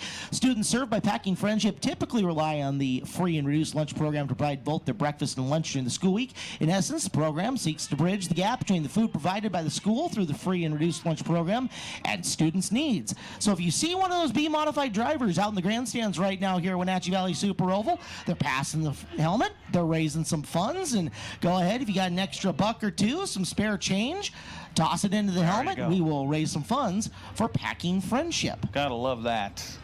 We got Glenn Knutson right in front of us here. I see Chad Holaday down at the north end towards turn 1. Now, if you see a driver you don't like, find a dime or a penny, toss it in there, and try to make sure that it wedges in between the padding, because then it rattles around in their helmet if they can't get it out and gets really annoying during the A main event. We have lights out around the racetrack. It is time to go. 25 times around for the Plumb Perfect Roadrunner main event, although Mike's still throwing that caution up in the air. Mike Hoff, our flag man here tonight. You know, Caleb, I think they should come up and pester you for some cash. I know you're rolling high in the dough these days. All the work you do around the country, this national television you do, track announcing everywhere. Skagit Speedway. And it's funny, I joke with Jeremy sometimes how a couple of 30-year-olds who grew up at Wenatchee Valley, what was Raceway is now Super Oval, ended up having some pretty cool gigs. We got very lucky in doing the things that we do. So as he's gone out and done some national broadcasts as well, and I'm very blessed, but I'll never forget where I got my start. Never got my start. First guy who gave me a job in auto racing, John Ball, guy running the pit area for us. No kidding. So, yep, absolutely. We'll never forget that and forever be indebted. I hope your dad's watching tonight. He is. He's at home. We got to give a shout out to Kelly Hart as well. The completely retired Kelly Hart. Is he really? Absolutely. Congratulations, He is done. Mr. Hart. No more radio, no more track announcing, no more nothing. He is done ski, sitting at home, probably sipping a Mai Tai. Maybe not a Mai Tai, but enjoying some kind of Mediterranean dinner and watching the coverage here on NCWLIFE, and it's cool that he's able to do that. Well, and this is nice full circle here because, of course, your dad, Kelly Hart, started NCWLIFE Channel back when it first began about 7 years ago, and now for me to come in at his request and then to come and work with you now here at the Super Bowl, I mean, it's come full circle. It's very cool. It's a flashback to 1999, if you remember that. This is true. You, me, him, Chad Saunders on the front straightaway got us the place up and going under Perry Chappell's guidance. That's right. All right, we're looking for some fun. 25 times around. This is going to be good. The big old lights are coming on around, and one of the most scenic sights in the Pacific Northwest. Race cars on the track at Wenatchee Valley Super Oval at dusk. We're underway with the main Diesel Snyder. Look out, Diesel. That's problematic. He kept it up, and Holbrook drives down on the infield, so we got a yellow flag before they could really even get started. We're going to have to try it all again. The Pepsi booth got rowdy over here. They saw Bill getting into the grass. I stopped by next door and I said, I wish they would have a good time tonight. They really sound like they're not having fun at all. I got to check. So grandstands right here before. Can you guys hear how much fun they're having over in the Pepsi booth over there? They're having a good time. It pays to drink Pepsi. You get you get paid to drink a beverage? They do. Oh, they do. Yes. Oh, I thought you said you No. were referencing you. I have in had that my commentary there. I've had my bottle of Diet Pepsi ready to roll all night. I've had my bottle of Diet as well here tonight. Yes, you have. Well, because they didn't finish a lap, that means everybody's going to get back to their stack here on the start. So Mr. Holbrook gets to get back on the front row. Holbrook and Snyder a second try at this. It's Aper and Armisen behind him. Dylan Frazier, Gene Solomon in the third row. Carlin Coker, Matt Snyder in row 4. Kyle Spalding and Eddie Razy in row 5. Jay Evans, your quick time starts 11th on the field, so he's going to have some work to do. Sage Frazier in the 12 car is starting 12th. Tommy Craig, Jamie Mack, and we Caleb got Gill. Holbrook taken off the track. So oh, no. Maybe a little problem developed when he got tapped there on that first start in their main event. Oh, and they're pulling Diesel Snyder up to the top to have a conversation as well. Hey. Things just got interestinger, as they say. Heard somebody say curiouser once on yes. a national broadcast, and I got relatively irritated. It's all right. So Snyder's getting a talking to real quick. I wondered why the buttons on your shirt got a little tight there, Caleb. It's okay. It's all right. It happens. It does. Hey, we watch it's hard to watch broadcasts and not critique in some form or fashion. Oh, absolutely. I'm the worst person to watch a race with. And I know nothing about racing, so you're the expert here. I'm just, expert level. No expectation on that at all. So the question becomes: it looks like Snyder's getting his spot back. If Plummer is indeed dropped out of this running order, are they going to re-crisscross or just shuffle the inside row up? And it looks like that entire inside row is just gonna make my mother irritated. Matriculate up the field a little bit. I was going to throw out a term earlier tonight when we had a heat race. I was going to say this could be a harbinger of things to come. Ooh, good word. I might steal it. I like that. Oh, and now Plummer's making his way back out and is assuming the top, or Holbrook, the 08, and he's assuming the top spot in the running order. Okay. Well, okay. That's how we'll do it. I believe that we're getting ready to... well, maybe one more time getting around. They're making sure that the race lineup is correct. Once it is, scorers will verify with Flagger, and he will get control to start the race once again. These cars burn very little in terms of gasoline, so long as you got enough in the fuel cell in this car, you're not going to worry about running out of gas. Now, as you burn gas, if you are going through a good chunk, lightens the race car up in the back end. Do you know why they changed calling these Hornets? Because I remember when they were Hornets here at WVSO, we've kind of gone through various iterations of what the class is called. It just now, evolves. Of course, the Roadrunners. Yep, it evolves. Hornet class at my local track went from Hornets to Tuners and is now back to Hornets. Well, I'm glad they didn't go to Tweakers. That would have been bad. It is Western Washington. Green flag out. And it is Holbrook battling with Snyder. And Holbrook can't hold that corner again. He was able to keep it straight and hangs on the inside. Now we got 3 abreast coming into turn 3. Frazier and Arneson making an Aper sandwich. They're sideways. Aper is airborne. Arneson spins out. Car tags the wall. It's Frazier. Caution on the racetrack as there is chaos everywhere on the front straightaway. How we didn't get major damage done on any of the vehicles there is amazing to me, because there was definitely the sandwich. I don't think they could fit a slice of Kraft cheese in between those cars, that's for sure. Get a look at the Frazier car and see how there it is rolls. some damage. And Sage taking it to the pit area. Arneson in the 16. Left rear bumper is kind of hanging there, so looks like she'll have to head in and get it checked at least. So Arneson's pit area is right behind the Bart Hector B-Mod, and she's going to roll past that down the back chute here. I think she might have just got a quick signal for her crew standing behind the officiating saying, go run it. Well, if she can get back on the track, she'll be able to resume her position in the lineup, because we still didn't get a lap done yet. You guys can keep track of the laps in the top 5 in the running order on our Pepsi Racing scoreboard, hanging out over corner number 1. Still a long ways to go.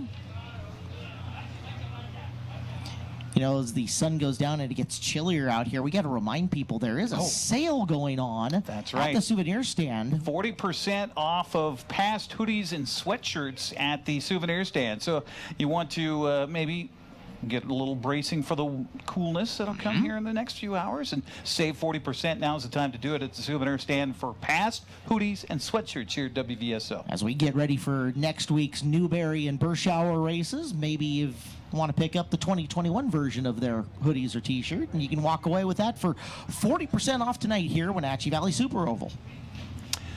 Well, here she comes. Layla Arneson back on the course, and she's going to be able to resume her position after they took a look. And it looks like they tried to right that bumper, that left rear bumper, just a little bit. It's not hanging as much as it was. So somebody grabbed a hold of it and gave it a little shake. What you worry about is tire rub on that. I mean, a bumper it's a cosmetic piece. It's a protection piece to an extent of the frame underneath it, but it's not performing. It's not doing anything mechanical. So pulling it out, you just don't want it to rub on that tire, wear the tire down, or potentially cut it.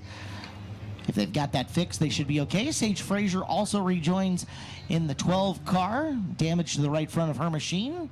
Not too terminal that she can't get after it. So we need to get a lap in. Get one. Get them spread out a little bit, and then we'll be all right. I'm telling you, you get one in, the 24 will follow. Think so? You like that reasoning? That's Cedar Rule reasoning right there, Kaleb Hart. It is Cedar Rule in math. You go from 1 to 25 in a sequential order. I like it. I graduated Eastmont High School. Counting, not a strength.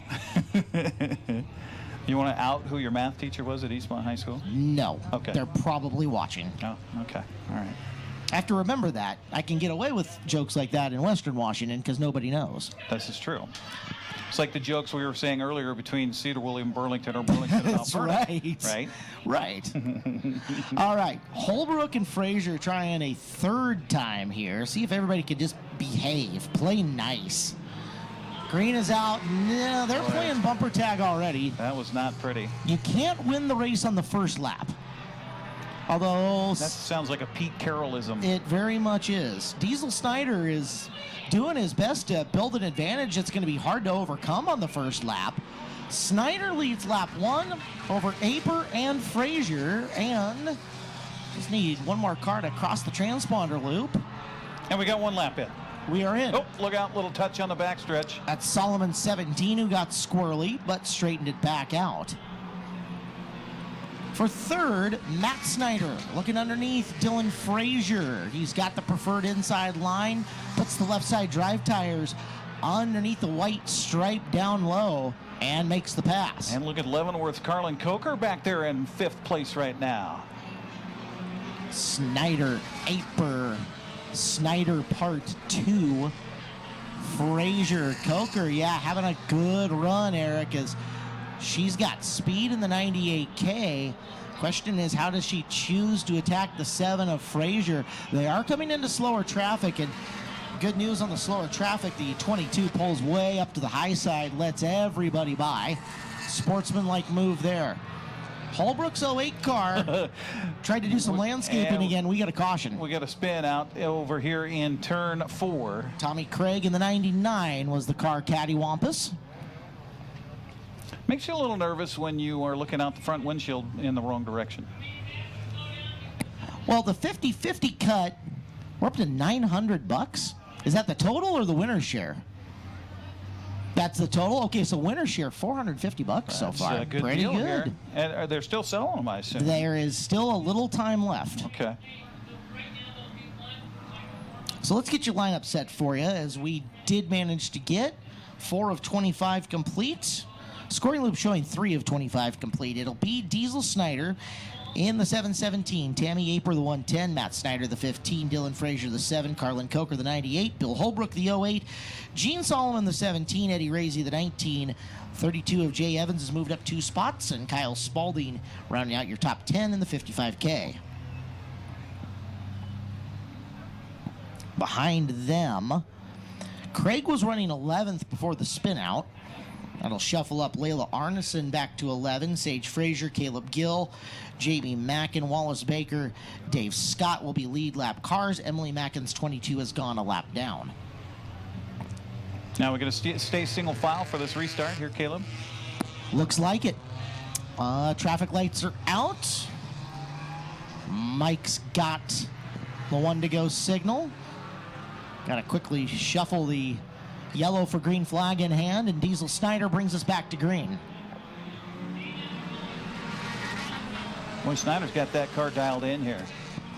He is comfortable running out front. Mentioned earlier, he's been a Youth Hornet winner on the season at Evergreen Speedway, and he runs very strong at the front of the pack.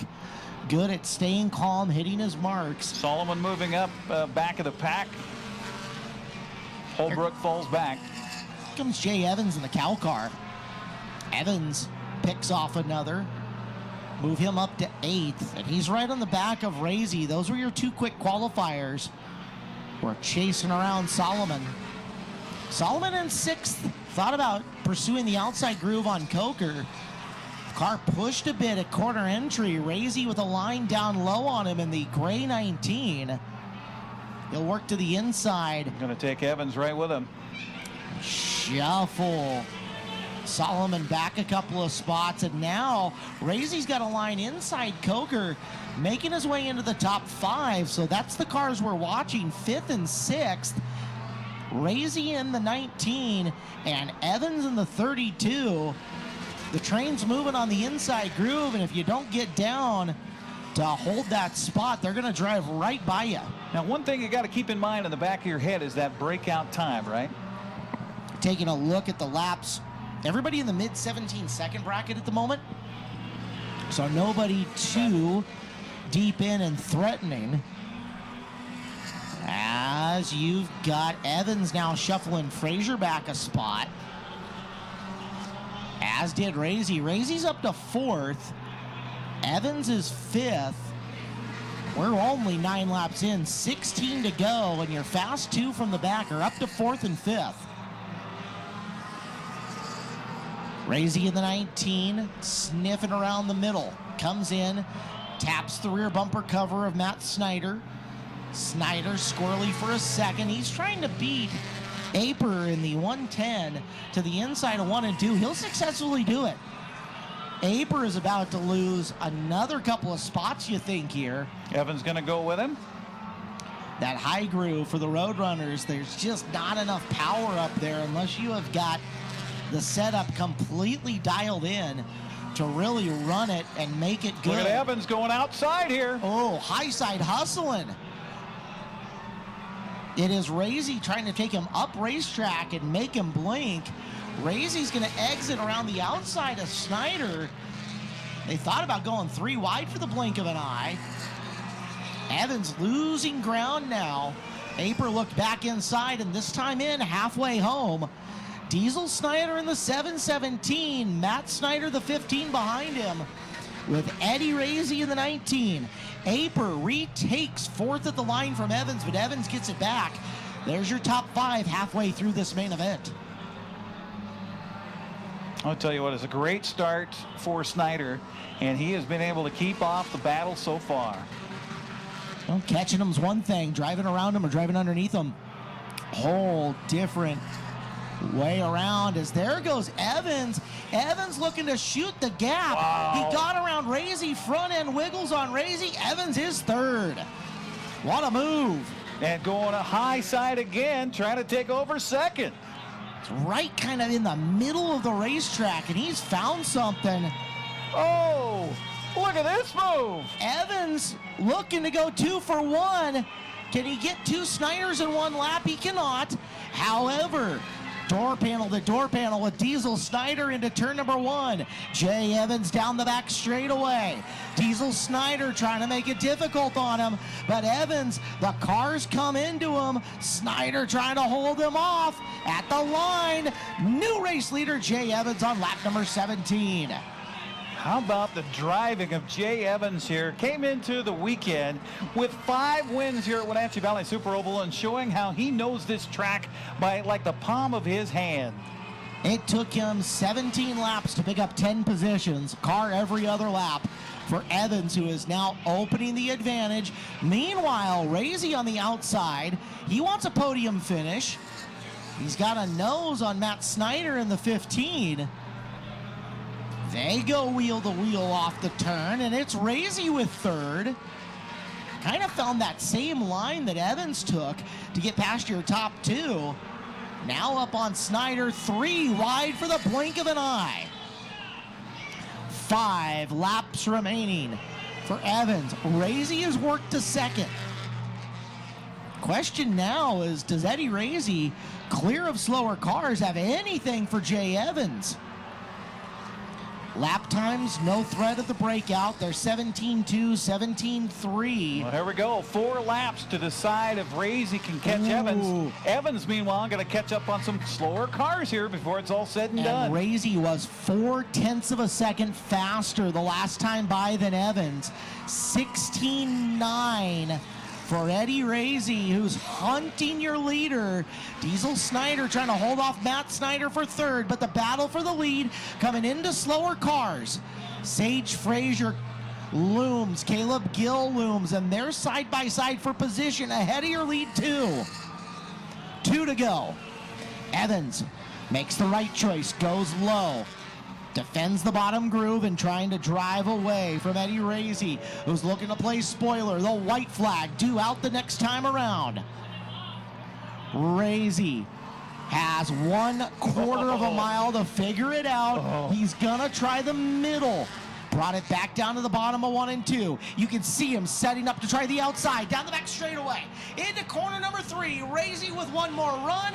Evans perfectly hits his marks, and Jay Evans gets the win. Eddie Razy, a great second. Give third to Matt Snyder. What a race. Once we finally got it going, we got 1, then we got 24. Well done. Jay Evans unofficially gets the win. Eddie Razy, Matt Snyder, Diesel Snyder, and Carlin Coker, Tammy Aper, and Dylan Frazier, Bill Holbrook, Layla Arneson, and Tommy Craig round out your top 10. Well, there you go. Caleb is going to head down trackside and talk to the podium finishers here in our Plumb Perfect Roadrunners main event. 25 laps in the books. And congratulations to Jay Evans of Wenatchee. We're going to take a quick break so Caleb can run down there and talk to our winners. It's coming up next here on the NCWLIFE Channel.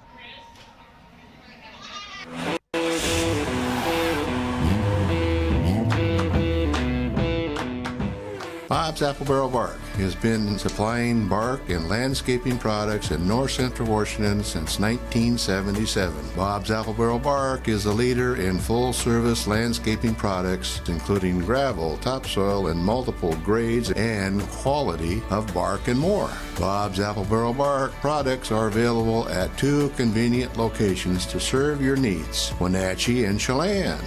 Give Bob's Apple Barrel Bark a call today. Are you dealing with a pest or weed issue and you just don't know what to do? We use the best pest control methods approved for areas with kids and pets. Whether it's rats, mice, ants, or spiders. Or something else altogether. We provide the coaching and solutions you're looking for. And you can know that your dollars are supporting a local, family-owned and operated business. Allow us to help you get back to living healthy and pest-free. Harvest Valley Pest Control. Brian's Pizza and Bowling is changing their name to That Pizza Place. Now there's still your same favorite locally owned family pizza and bowling center, That Pizza Place. Come hang out in downtown Cashmere. The NCWLIFE Channel offers marketing packages that help you build your brand and sell your products and services. From traditional TV ads to targeted digital campaigns, let us help you build your customer base. Call NCWLIFE Channel today.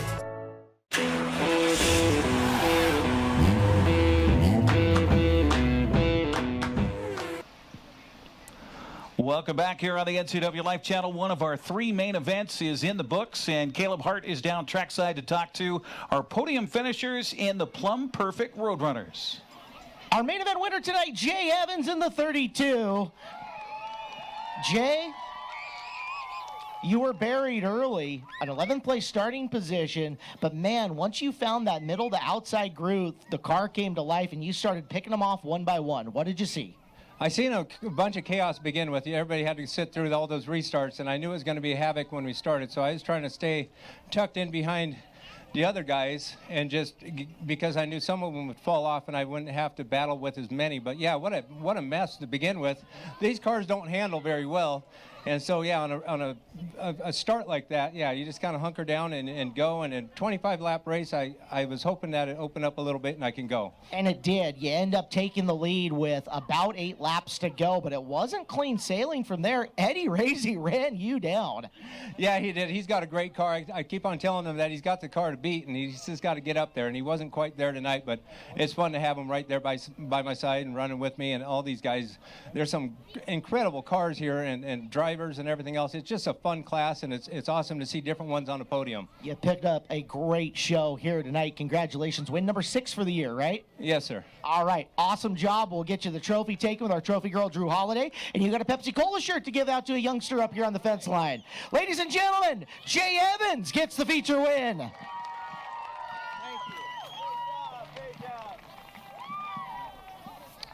Well, Eddie Razy, that was something, man. You're ahead of Jay.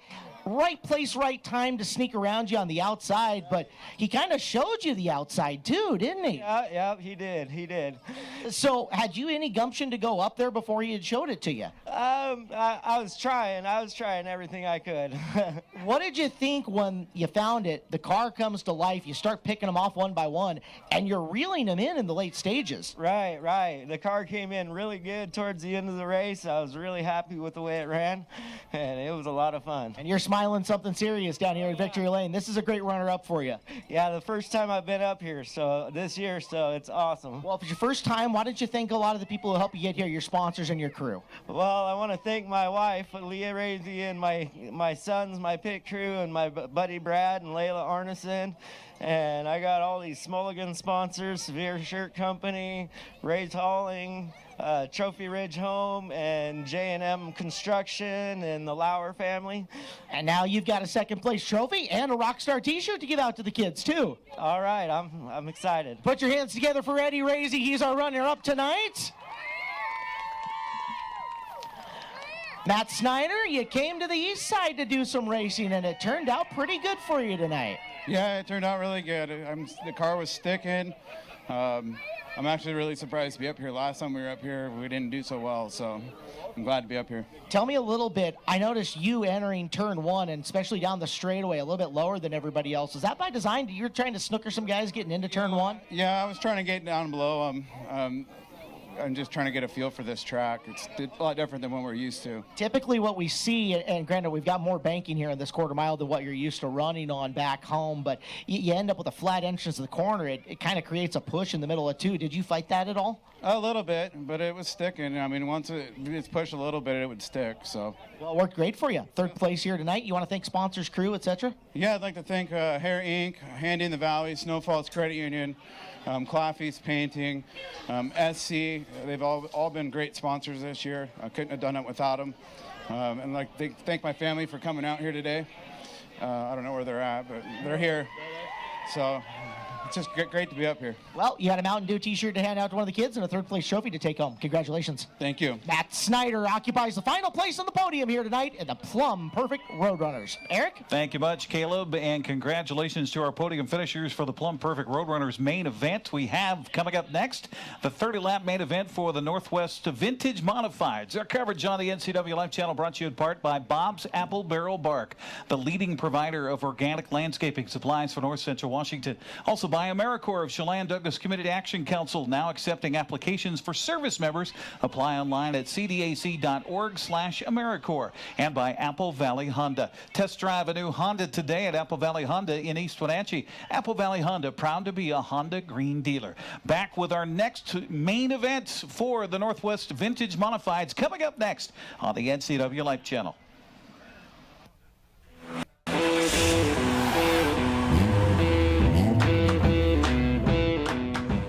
Transform your windows with a variety of colors and styles like the Allure Transitional Window Covering by Lafayette Interior Fashions. Hi, this is Darren with Mini Blinds and More. We can install the latest and greatest in technology to open and close your blinds with only a touch of a button. From the largest windows in your home to room darkening shades for the bedroom. From stylish shades for your entertainment room to custom blinds for those hard-to-fit places, we have a solution for all of your window covering needs. We offer a variety of window coverings from Lafayette Interior Fashions. Call us today. We are Mini Blinds and More, your local blind store. Mondays are happy hour all day long at Bob's Burgers and Brew in East Wenatchee. Great deals on appetizers, martinis, specialty drinks, wine, well drinks, and draft beers. Bob's Burgers and Brew in East Wenatchee. Come on in. They look forward to serving you. The NCWLIFE Channel offers marketing packages that help you build your brand and sell your products and services. From traditional TV ads to targeted digital campaigns, let us help you build your customer base. Call NCWLIFE Channel today. As AmeriCorps members and volunteers, we do more than talk about our core values. We take action and commit to making our community stronger. At AmeriCorps, my commitment to equity gives every student a strong start.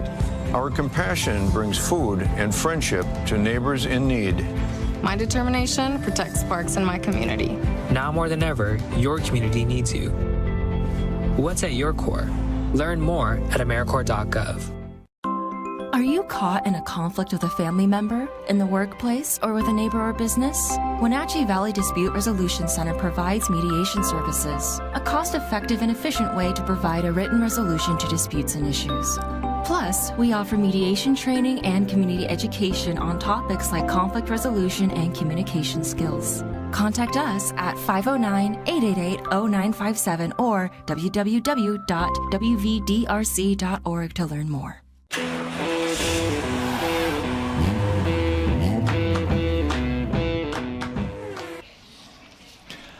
You are watching live coverage on the NCWLIFE Channel of our next to the last race of the season here at WVSO. It is Pepsi Rockstar Energy B-Mod Shootout and Fireworks Spectacular Night. Oh yeah, by the way, after the racing's all done, we got fireworks on top of it. We're gonna light up the night sky with explosions, blitz bangers, and more. Of course, there's a lot of us that are a little nervous about fireworks this time of year when it's... I can imagine why. Yeah. It is vintage mod time. We'll leave the fireworks on the racetrack. How about that? I like that. All right. Nice. The main event for the Northwest Vintage Modifieds. By the way, gang, this is their last trip to Wenatchee Valley Super Oval this season. So enjoy it while you have it in front of you. 30 laps for the main event for the Northwest Vintage Modifieds. The number 77 car is Vern Hewson of Wenatchee. The 57 is Shane Struple of Tulalip. He had a first place finish earlier here tonight. The 7 car is that of Mike Clother out of Tacoma. He's on that inside of the second row.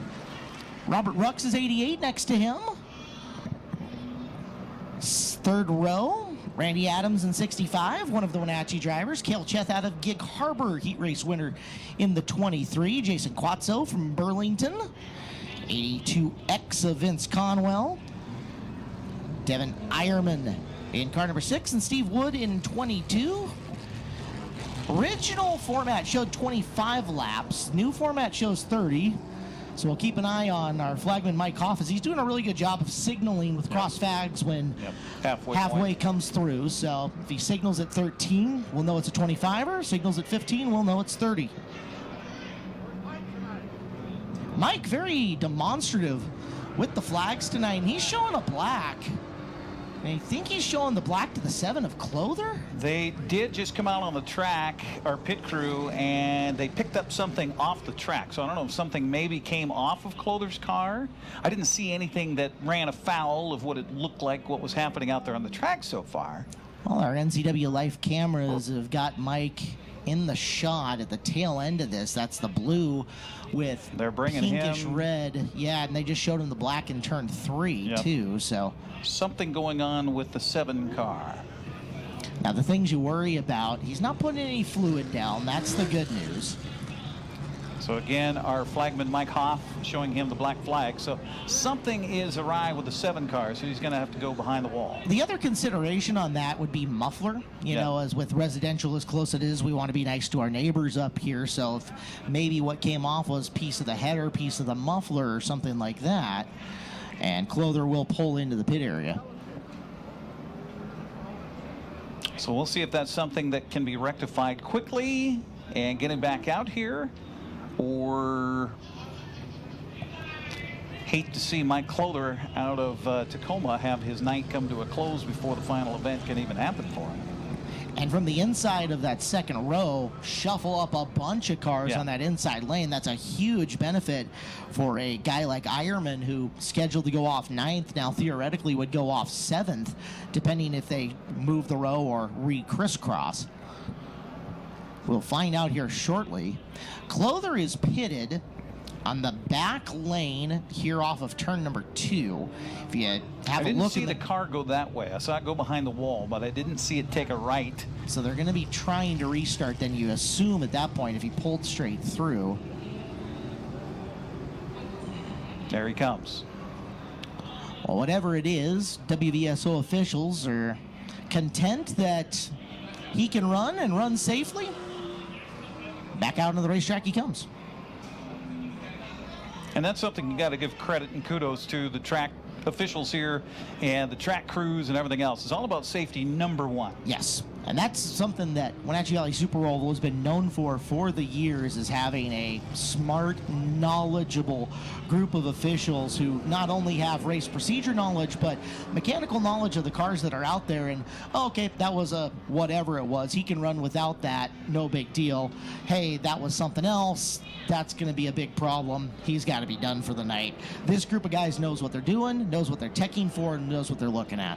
Not like some tracks where, you know, you get dinged for blinker fluid. Muffler bearings, big thing. They don't get greased enough, I'm told. Yep. Right. Yeah, the group next to us in the Pepsi VIP suite, they are really not having any fun whatsoever tonight. Not in the least. One more time around. Well, this is going to be fun. Houston up in the front with Strimple. You heard Strimple down in his Victory Lane interview talking about last couple of times he's been here having to rebuild the car, and definitely not looking to do it that time. He's got a prime starting spot. He can get the jump on the KG veteran. Well, the guys up front, they finished 1-2 in their heat race here tonight.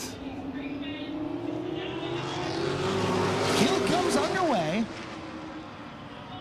Strimple gets that car to rotate nicely in 1 and 2. He's in the 57.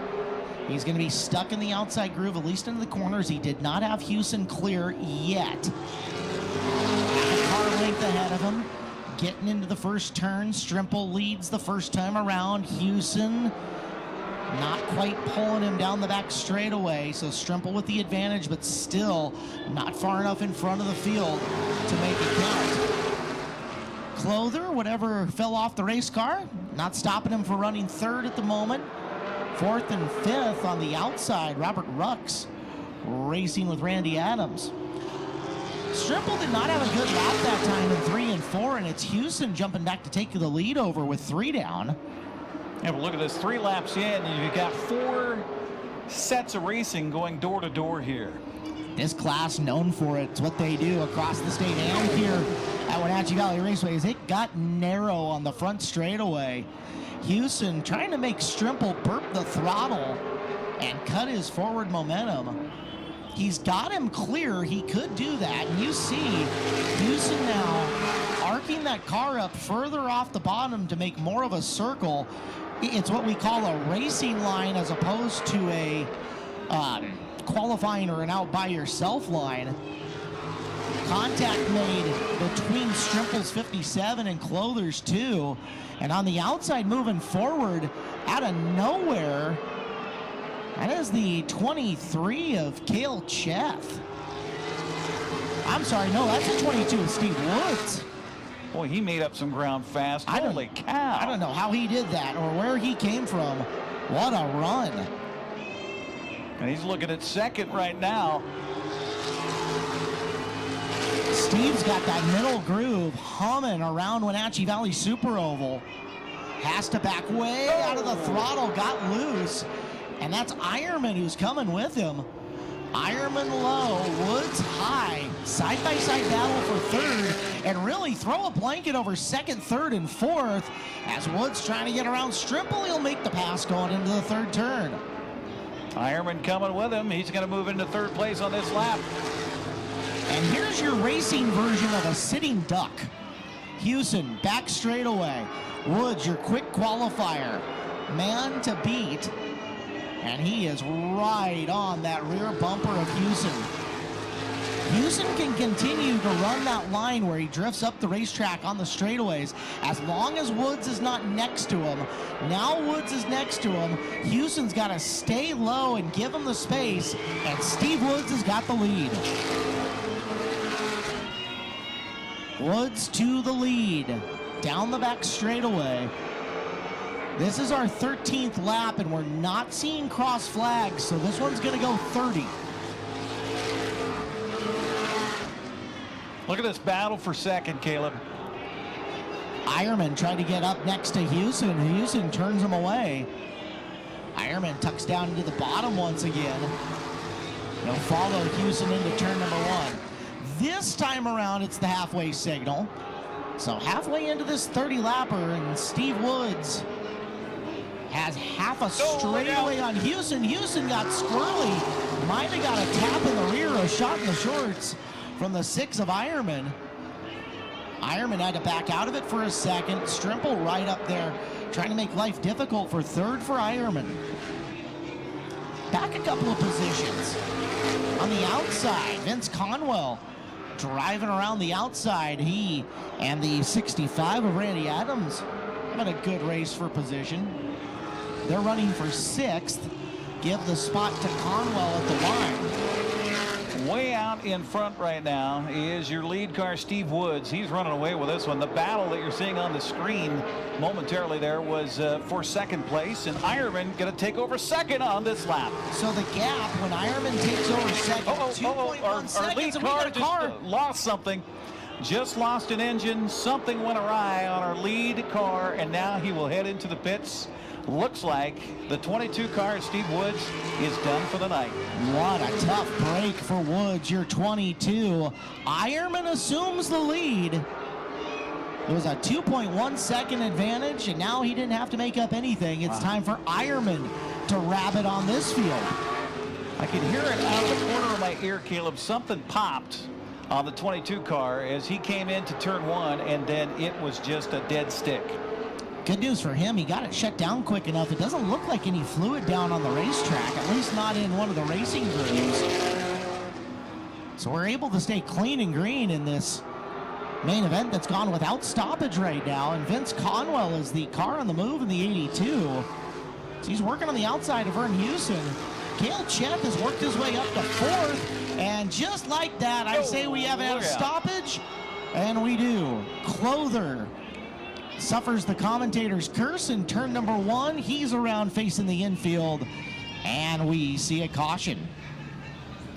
Well, that's going to tighten up the pack here, and one thing to watch, you mentioned it just before we went to the yellow flag. Cale Cheth, the stablemate, if you will, of Steve Woods, who's now no longer a part of this race, has been picking his way through the field and will have a chance with plenty of laps to go here. He's got a pretty good looking car right now. Going to be an 8-lap shootout, so a heat race length worth of run for Cheth in the 23 to try to make his way forward. Conwell in the 82 has been strong as well. And those two drivers are going to stack in behind Vern Houston in second in the 77, and Devin Eierman, your new leader, in car number 6. Rundown looks like this with 22 of 30 complete. Devin Eierman in 6, Vern Houston in 77, Vince Conwell in 82, Cale Cheth in 23, Shane Strimple in 57 make up your top 5. Mike Clother was 6th. He'll go to the back of the pack, so shuffle up Jason Quazzo in 8, Robert Rux in 88, Randy Adams in 65, and then Clother at the back of the pack in car 7. Did I hear you mention, speaking of just kind of looking ahead a little bit, not past the rest of this race, but our next main event, the B-Mod Shootout, did I hear full invert? Don't know. Did I hear you say I will that? take a look. Okay. I know full invert on this one. I'm going to take a look at the starting lineup for that, and I will tell you with accuracy whether it is or not. I'm just excited, Kaleb. So am I. I'm just looking forward to it. That's 14 cars, 75 laps Full invert, maybe? That'd be cool.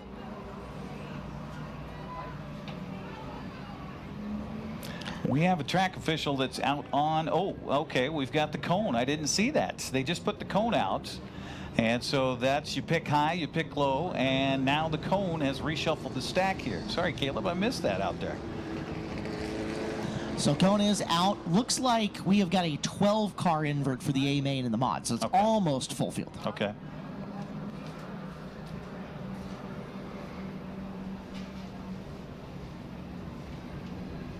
Yellow lights still blinking. Clother getting to the back of the field. And behind your race leader, Devin Eierman, it looks like they might be going Delaware style here. Delaware style means leader on point by himself, and then stacked up 2 by 2 in the rows behind them. Typically, your second place car gets his choice of line, high, low. Conwell. Nope. Is he pulling even with your leader? Yeah, it looks like they are. So we're going to go 2 by 2 on the restart. All right, that makes it interesting.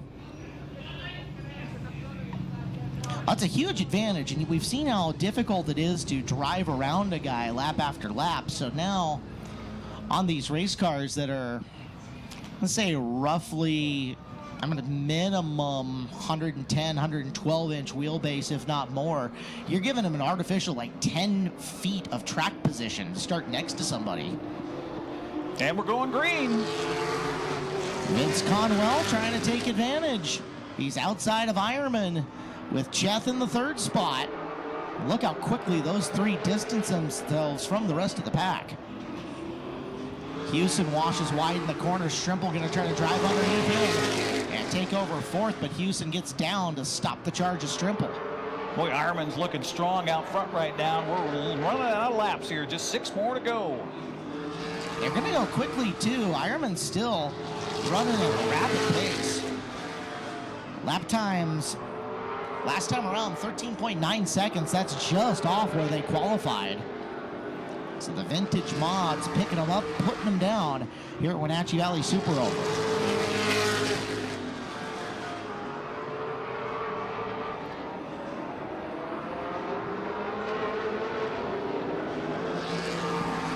Mike's got the white flag in hand. He's getting antsy.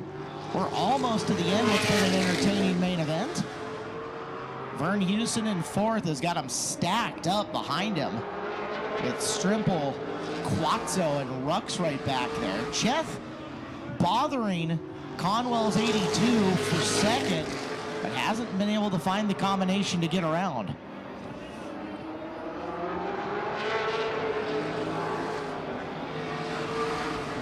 Yeah, right now, this race is Eierman's to win.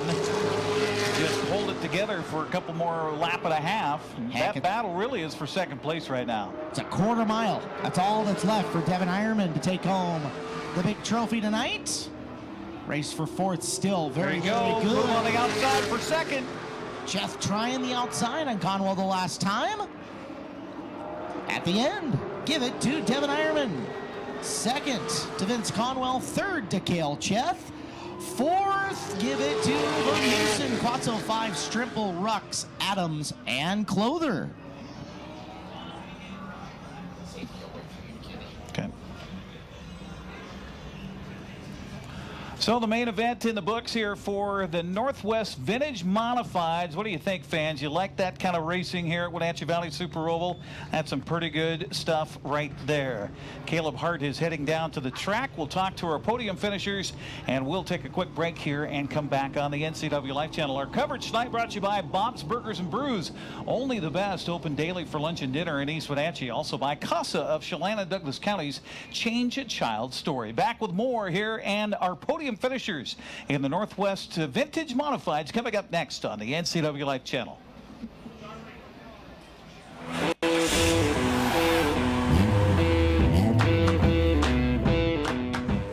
JDSA Law is a proud sponsor of these local event broadcasts. JDSA Law has been serving North Central and Eastern Washington since 1946. For over 70 years, their team of dedicated professionals has delivered quality, innovative legal services. JDSA Law partners with you to provide the finest legal advice and support as you navigate your personal and business challenges, your risks, and your accomplishments. JDSA Law supports the TV broadcasts of these local community events.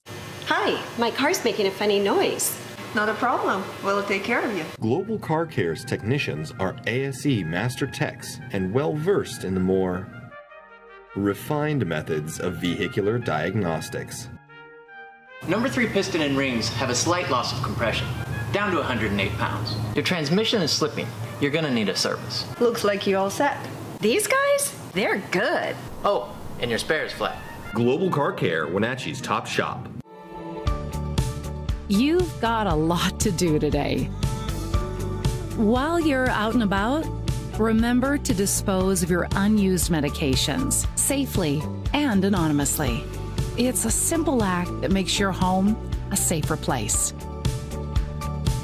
Next time you're at the pharmacy, just place them in the drop box. To find a location, visit medproject.org. I'm Brian Thorpe, and I'm proud to say that Global Car Care is growing. We always do the right thing, and because of that, we're busy, and it's time to hire an experienced automotive technician. We spend as much time with our coworkers as we do our own family. I want them to understand they're not a number here. They're a person with a family, and I want them to be part of this family too. Do you want an owner that understands and respects what you do every day? I'm that guy. Our compensation is the best in the area. I want you to have your career with us.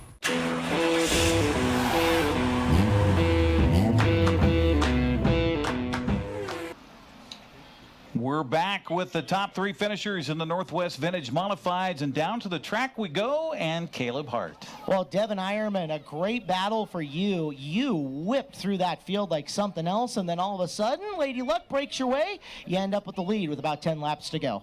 Yeah, I was very fortunate. Sorry to see Steve fall out there. I enjoy racing with him. It's always fun. But I'll take the win. You know, it's nice. It's great to be here at Wenatchee. I want to thank you guys for televising this stuff. It's always nice to get this out to everybody that can't make it to the track, and thank you for supporting the track. Tell me about how you climbed through that field so quickly. All of a sudden, it seemed like in 5 laps you advanced from about 7th to 3rd place. Well, I got fortunate. I was following Steve. He cleared the lane for me, and again, unfortunately, he broke down, I guess. But then I just had to get around Vern, and unfortunately, I bumped him a couple times, but once we got around him, my fear on that restart was Vince. I know he's tough, but my crew chief and I, Vince Hose, we made a good choice. Had to change a tire to get some more stagger to get it to roll through the center, and it worked out. And once you found it, she came to life, and you end up with a win here tonight at Wenatchee Valley Super Oval. Congratulations. You want to say thank you to anybody? I want to say thank you to everybody to come over. I have 2 buddies that drove over from Tacoma. But I want to say thank you to the fans for supporting the track. I want to say thanks to my dad and my crew chief for flying all the way up from California. But most importantly, thanks to the fans and everybody. I want to say thanks for my wife, who gives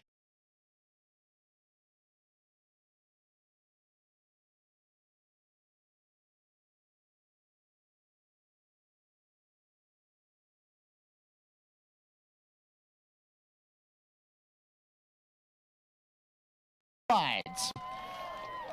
Well, Vince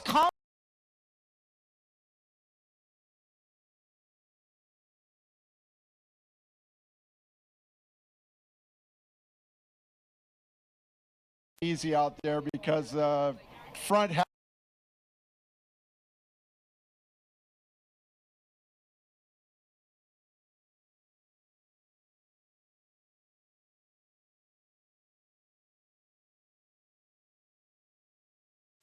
might have needed a few more laps, but it looked like you had a race car that eventually could have given Devin a little bit of trouble. Yeah, when he gets out in the open, it's really tough. He runs a good line, and he's got a great setup. But, yeah, maybe another yellow or 2 had something, but he does a really good job. All in all, a solid night for you and your race team. Who all helped you out? Jim Shaw's my crew chief. He helps me out every week, and I want to thank him and thank the fans for coming out tonight. It was a beautiful night. Great to have you here. Congrats. Thank you. Vince Conwell takes second in the Vintage Modifieds here this evening. We'll go talk. This guy picked up a heat race win and ends up on the podium at Wenatchee Valley Super Oval. Give the camera a second to get in place. Okay, Cheth. Couple spots up higher in the podium, a little bit better, but still pretty good effort. And again, kind of like these guys, all of a sudden you had been in the back and then you rise to the front. What happened? Yeah, we were stuck behind some cars in the beginning because everybody was running the same lap time, so everybody's just right there, side by side for a while there, and finally broke up and got some open doors and took them. So Vince said that he expected that to kind of happen, for that front group to be in there and packed together early and for a while. Had you kind of foreseen the same thing? Actually, he's the one that told me, so yeah. Thanks for the heads up. Did you plan to deal with that, and did it go to execution for you? I was just trying to be patient, not trying to get caught up in anything, and then I just saw some doors open, and I took them and got up on podium. So. And home with the third place trophy. Congratulations. Thank you. Cale Cheth, our third place finisher tonight in the Vintage Modifieds. Eric? Okay, thank you much, Caleb. There we go. Our Northwest Vintage Modifieds main event is in the books, and the Plumb Perfect Roadrunner main event is coming up next. But before we do anything else, we have a little drawing to do here. So get your tickets out. If you bought a 50-50 raffle ticket, get your tickets out, and we're going to draw a winner here. Thank you to everybody for contributing to help MS Walks. The event is coming up. When is our walk? May 23rd. May 13th. Okay, so we got till next year to worry about the MS Walk. But thank you so much for everybody contributing here. What's our split on the pot here? I know it was up to 900 a little bit ago total. So it came up to $1,200 and some dollars, so $600 plus. Okay, so $600 plus going to somebody here tonight. All right, so let's go ahead and I'll reach into the bucket and twirl it around here, and we'll see what kind of a ticket we get, what color ticket. So get your tickets out for the drawing tonight for the 50-50 pot. And if you have a blue ticket, sorry, you're not a winner. If you have a white ticket, sorry, you're not a winner. If you have a red ticket, this is red, it's not pink, right? It's red. Okay, it's a red ticket. If you have a red ticket, you could be a winner. The number is 3619666. Again, that number 3619666. Come up to the announcer's booth and show me your tickets, and you could be a winner of some cash here tonight with the MS Walk. Or, you know, you could donate that money back. It all goes to a good cause right here in the Wenatchee Valley and the MS Walk. Again, the number, red ticket, 3619666. Come on up to the booth. If you don't claim it, then we'll draw another number here for the 50-50. Split the pot at Wenatchee Valley Super Oval. We'll take a break and come back and get you ready for our main event for the Plumb Perfect, or actually not for the Plumb Perfect Roadrunners, for the, of course, the Rockstar Energy B-Mods. It's their shootout. 75 laps coming up. Our coverage on the NCWLIFE Channel brought to you in part by Global Car Care. ASC certified technicians will take good care of your vehicle, whether you need general maintenance or have a European specialty car. You can count on Global to keep you on the road. Also by Harvest Valley Pest Control, your guide to a pest-free life. Harvest Valley Pest Control uses kid and pet safe material. Call 797-0090 for a free estimate. Back with more here at WVSO coming up next.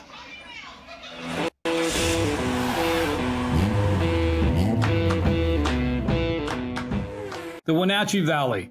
Here, most of us really enjoy the great outdoors, and most of us try to make the most of our natural resources. Here at Apple Valley Honda, we know that for generations, we have harnessed nature to sustainably power the West, and we are proud to be part of that tradition as an environmentally green dealership award winner. Being a green dealership means Apple Valley Honda has reduced our overall environmental impact. We are so proud to live in this wonderful community.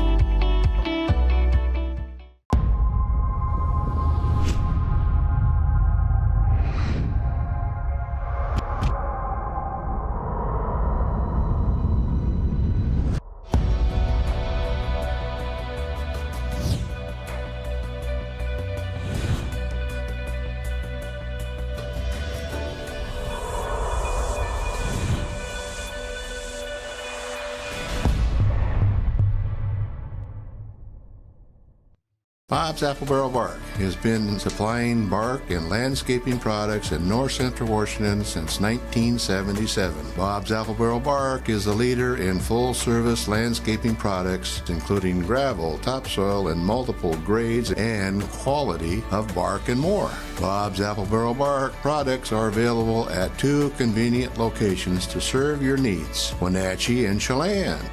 Give Bob's Apple Barrel Bark a call today. Are you dealing with a pest or weed issue and you just don't know what to do? We use the best pest control methods approved for areas with kids and pets. Whether it's rats, mice, ants, or spiders, or something else altogether, we provide the coaching and solutions you're looking for. And you can know that your dollars are supporting a local, family-owned and operated business. Allow us to help you get back to living healthy and pest-free. Harvest Valley Pest Control.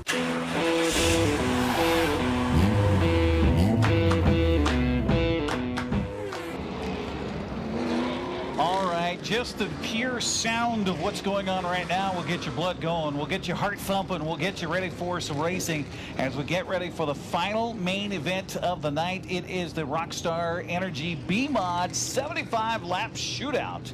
And a track championship on the line as well. Kaleb Hart has joined me back up here in the booth, and we're ready for some racing. We're ready for, I don't want to see any rubbing with these cars. It's No. open wheel. I don't like that. You know, the open wheel doesn't have any functional difference between a fender as far as the way you set up some of the stuff. The big difference is there's no protection there. Like you said, no rubbing. So if you get into a tire, you might be getting over a tire, and you might be wadding it up. We are getting ready for green flag action. Carolyn from Pepsi Cola is down to throw the green flag here for our A main event. Thank you, Carolyn. She'll be our assistant flagger for the start of this. She must be one of the ones next door that's having no fun whatsoever I tonight. think she's the one next door who is having no fun whatsoever. So Trey Gooch, has he had us snookered all night long in the 03? He's on the pole. Dave Mackin next to him in 57. Brandon Knuff in the 01 and Kyle Steinberg the 17 make up row number 2. Donovan Stevens is in the 5 and Colby Holiday is in the 33. They're in row number 3. Trucker Moore the 98. Garrett Evans the 64 are in row 4. Glenn Knutson in the 16 and Bart Hector in row number 5. 31 of Chad Holaday. 99 of Shane Mitchell in row 6.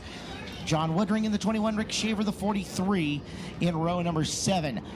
12 cars inverted here. I would imagine that they used a cutoff point as far as time trials go to set how far the invert would go. Still a long ways to go for Mitchell and Holiday, who are side by side 6 rows deep in this 75 lapper for the Rockstar Energy Drink B Modifieds. Don't forget, fireworks coming up after this. 1 to go signal is being given. Oh, this is going to be fun.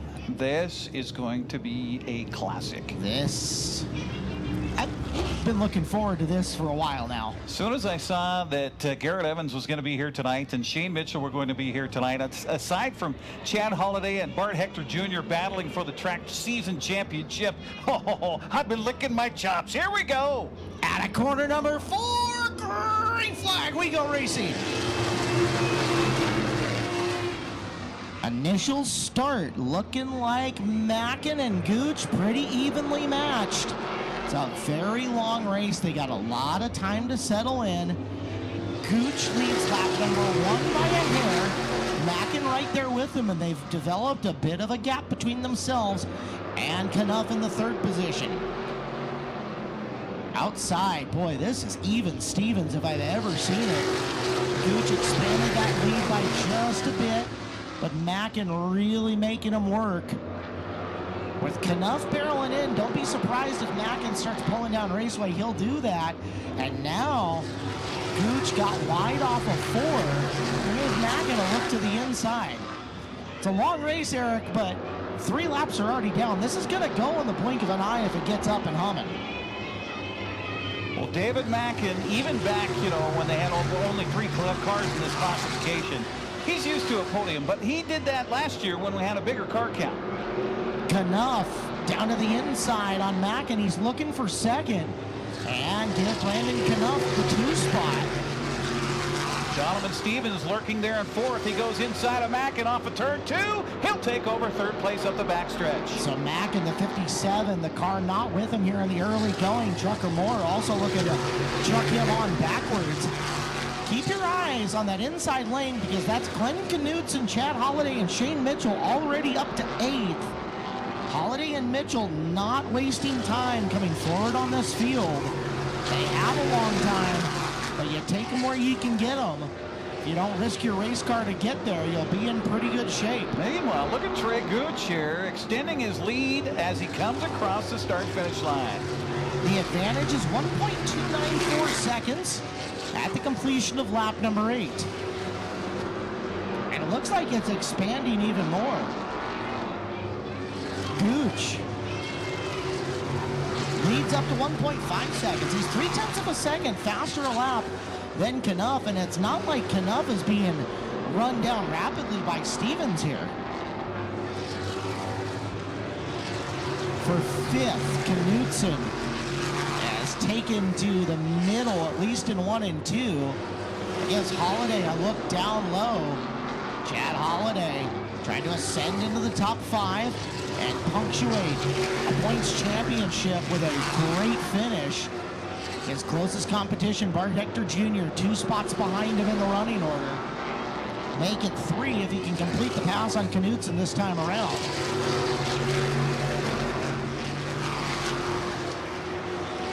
Chad Holaday brings Shane Mitchell with him on the low groove as they strung Knutson out up high, and Glenn, the race car, not quite where he wants it to be to run that groove and pass. Side-by-side battle between Mitchell and Knutson for 3rd, or for back in the field, make it 6th. Meanwhile, that's a huge break for Knutson. The 5 of Stevens running 3rd. He hiccuped.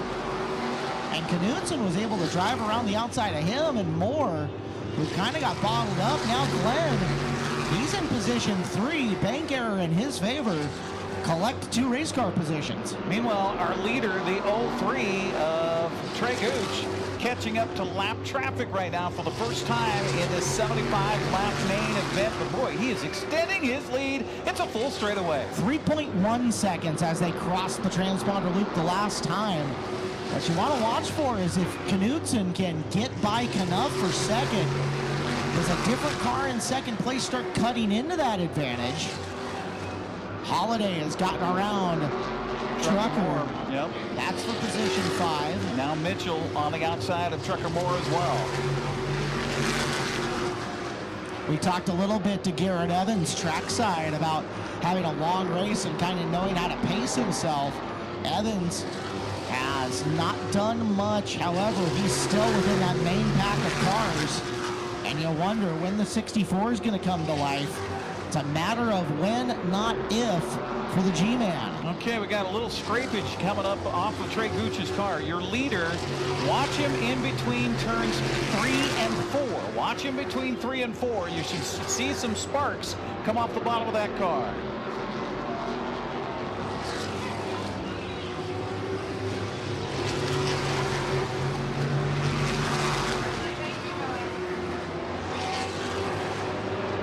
Gooch's lead, stagnant at 3.1 seconds now. Look at Glenn Knutson. Meanwhile, he's going to make a turn down low. We got a yellow flag. We got a car heading into the pits. Kyle Steinberg, 17, was slow on the racetrack out of turn number 2. And that's going to bunch this field up. Talk about a terrible deal for Trey Gooch right there. Boy, he had such a huge lead. That race went 1 to 21 very quickly. Blink of an eye. Now, Kaleb, you being the more expert eye on what's happening out here on the racetrack, the last few laps around the course from Trey Gooch's car, especially on turns 3 and 4 between the two, saw some sparks coming out of the bottom of that car. You wonder, and I didn't have a chance to see if he had made a line adjustment, you wonder if oil pan scraping, frame rail is scraping. You'd rather it be frame rail than oil pan because you don't want to scrape the oil pan to the point where it busts. In some ways, frame rail scraping is even worse because it's indicative of a shock or a spring going bad. You could see it as he just came off of turn 4 on the inside of the car. Well, watch him as he goes around the track. Maybe I'm seeing a flash coming out of the exhaust, but... So we're eyeballing the 21. Our NCWLIFE cameras are right in on him. Let's watch him as he goes into 3. Oh, I see kind of what you were looking at there. It wasn't too distinct, and I don't know if it's... My gut says that that's reflection more than spark, but we'll keep our eyes out. Could be a reflection of lights on the paint on the side of the car, on that lower skin on the inside door. Gooch on the inside. Now Knutson gets all of that track time and position completely made up and will start on the outside of him.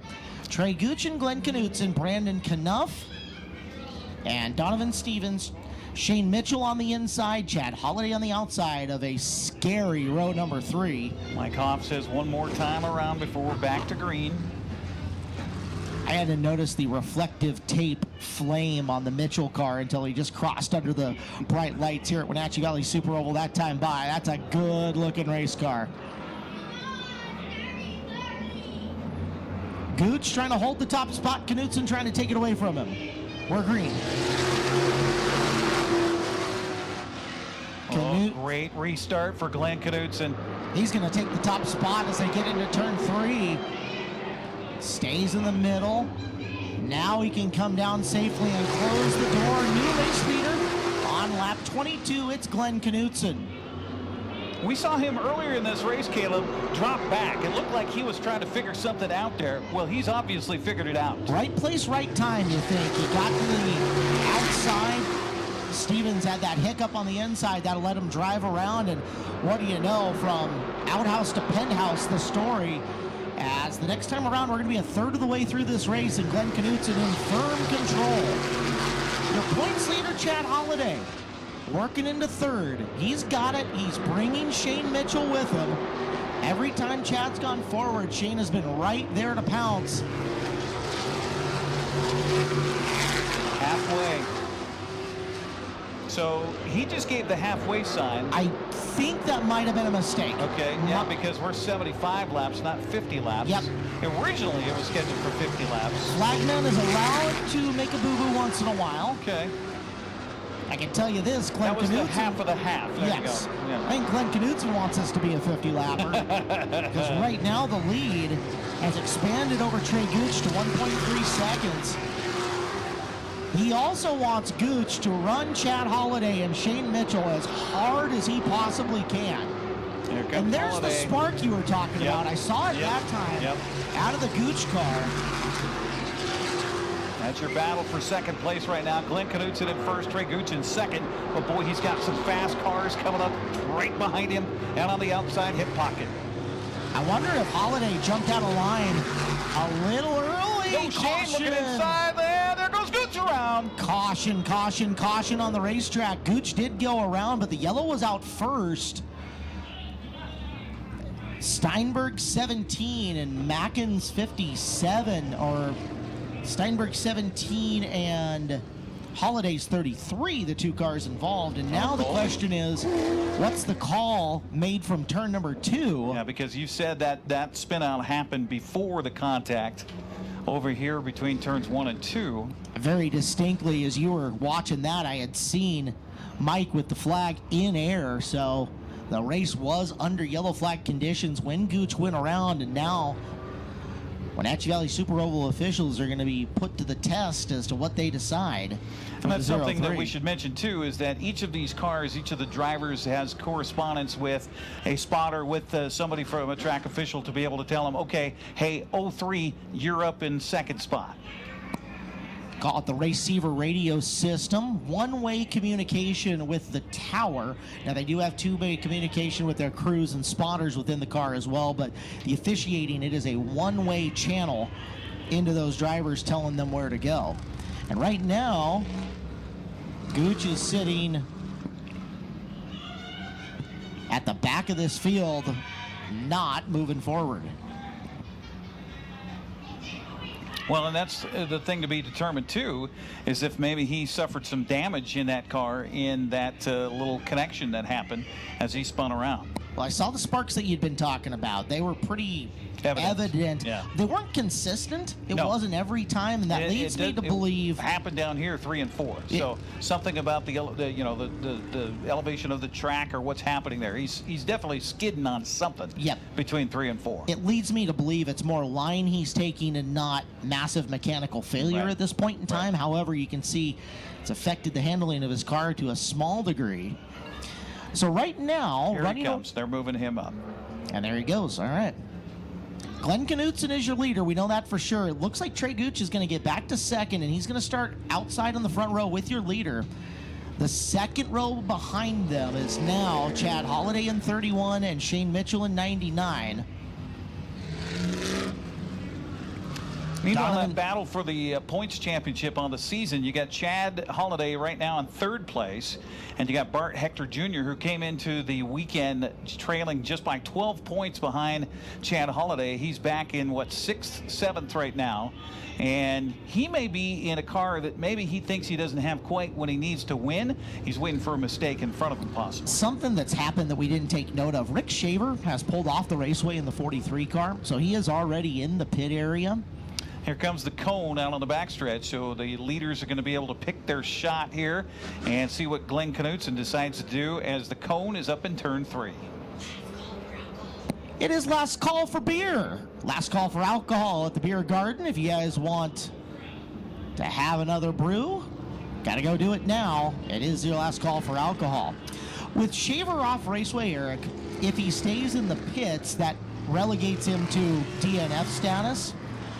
That would decide the points championship on his own, as Holiday's got to finish last. Okay. And Shaver's been in there for, looks like 8 laps now. Yep.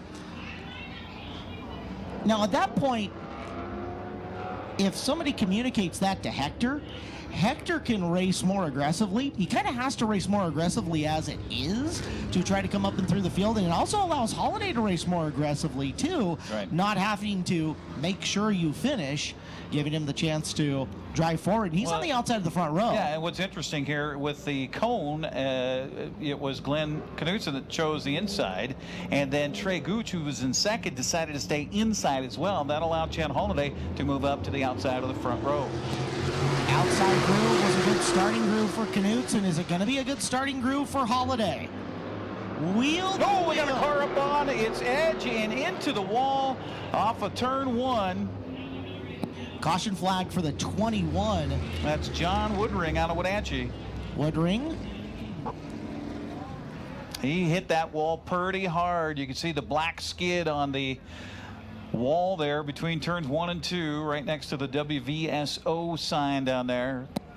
And need some new white. Gonna check on him quickly. There's our safety crew making their way out, and we're going to red flag these race cars on the backstretch.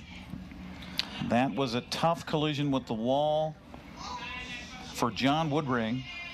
Our crew out immediately to check on the race car driver to make sure he's okay.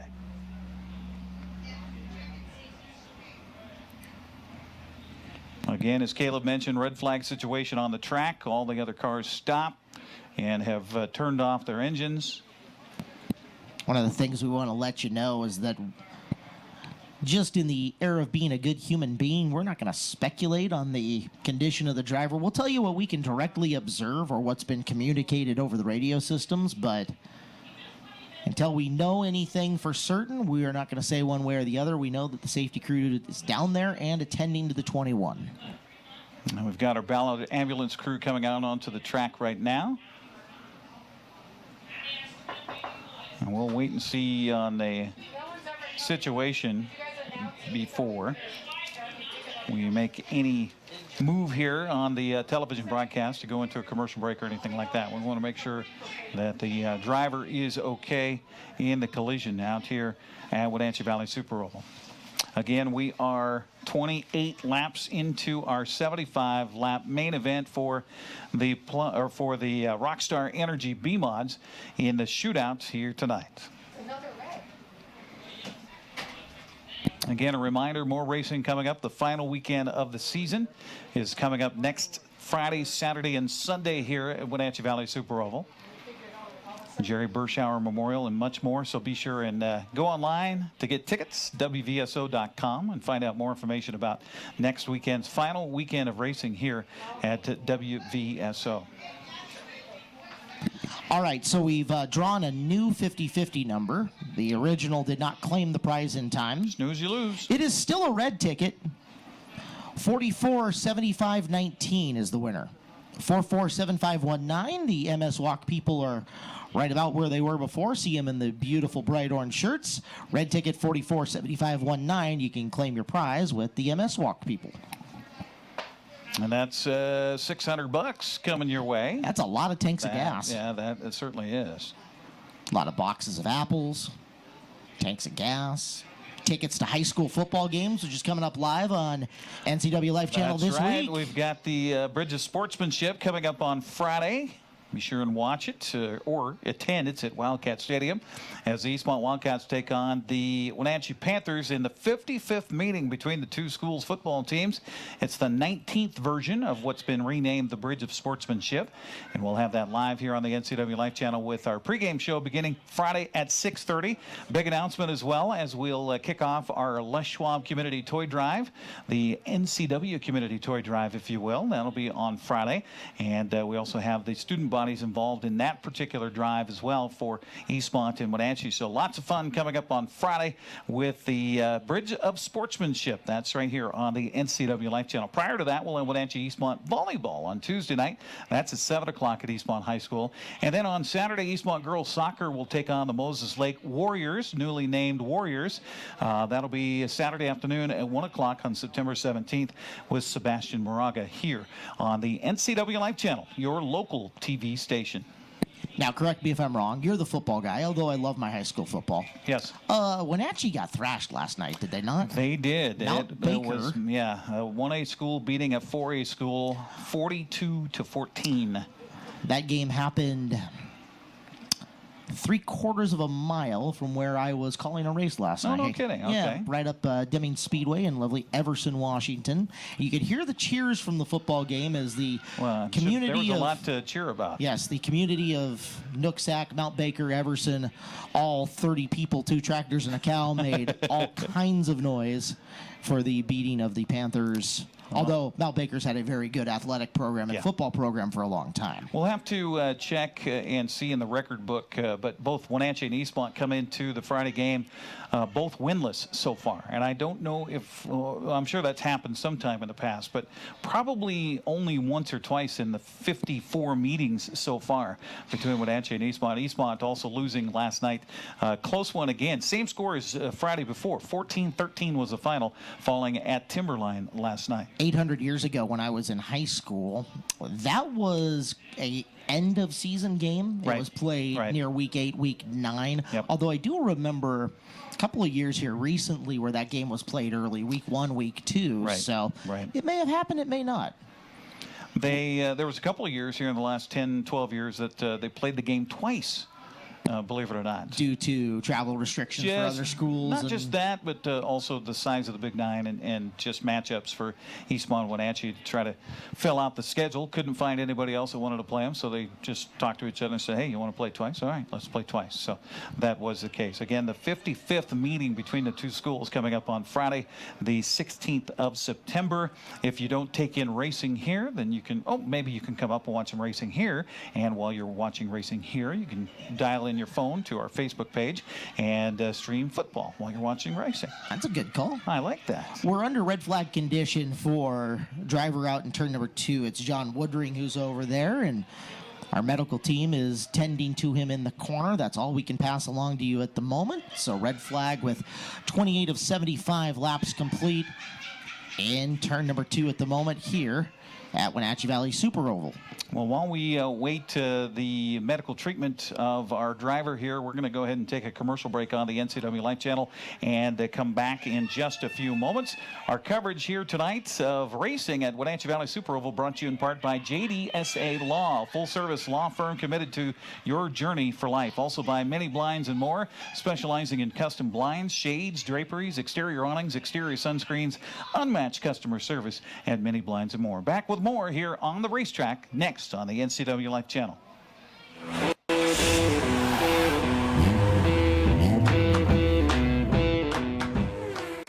Brian's Pizza and Bowling is changing their name to That Pizza Place. Now there's still your same favorite locally owned family pizza and bowling center, That Pizza Place. Come hang out in downtown Cashmere.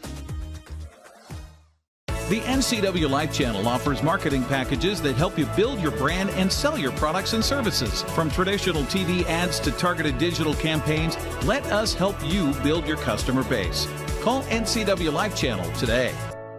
Transform your windows with a variety of colors and styles like the Allure Transitional Window Covering by Lafayette Interior Fashions. Hi, this is Darren with Many Blinds and More. We can install the latest and greatest in technology to open and close your blinds with only a touch of a button. From the largest windows in your home to room darkening shades for the bedroom. From stylish shades for your entertainment room to custom blinds for those hard-to-fit places. We have a solution for all of your window covering needs. We offer a variety of window coverings from Lafayette Interior Fashions. Call us today. We are Many Blinds and More, your local blind store. Mondays are happy hour all day long at Bob's Burgers and Brew in East Wenatchee. Great deals on appetizers, martinis, specialty drinks, wine, well drinks, and draft beers. Bob's Burgers and Brew in East Wenatchee. Come on in. They look forward to serving you. The NCWLIFE Channel offers marketing packages that help you build your brand and sell your products and services. From traditional TV ads to targeted digital campaigns, let us help you build your customer base. Call NCWLIFE Channel today. As AmeriCorps members and volunteers, we do more than talk about our core values. We take action and commit to making our community stronger. At AmeriCorps, my commitment to equity gives every student a strong start. Our compassion brings food and friendship to neighbors in need. My determination protects parks in my community. Now more than ever, your community needs you. What's at your core? Learn more at AmeriCorps.gov. Are you caught in a conflict with a family member, in the workplace, or with a neighbor or business? Wenatchee Valley Dispute Resolution Center provides mediation services, a cost-effective and efficient way to provide a written resolution to disputes and issues. Plus, we offer mediation training and community education on topics like conflict resolution and communication skills. Contact us at 509-888-0957 or www.wvdrc.org to learn more. JDSA Law is a proud sponsor of these local event broadcasts. JDSA Law has been serving North Central and Eastern Washington since 1946. For over 70 years, their team of dedicated professionals has delivered quality, innovative legal services. JDSA Law partners with you to provide the finest legal advice and support as you navigate your personal and business challenges, your risks, and your accomplishments. JDSA Law supports the TV broadcasts of these local community events.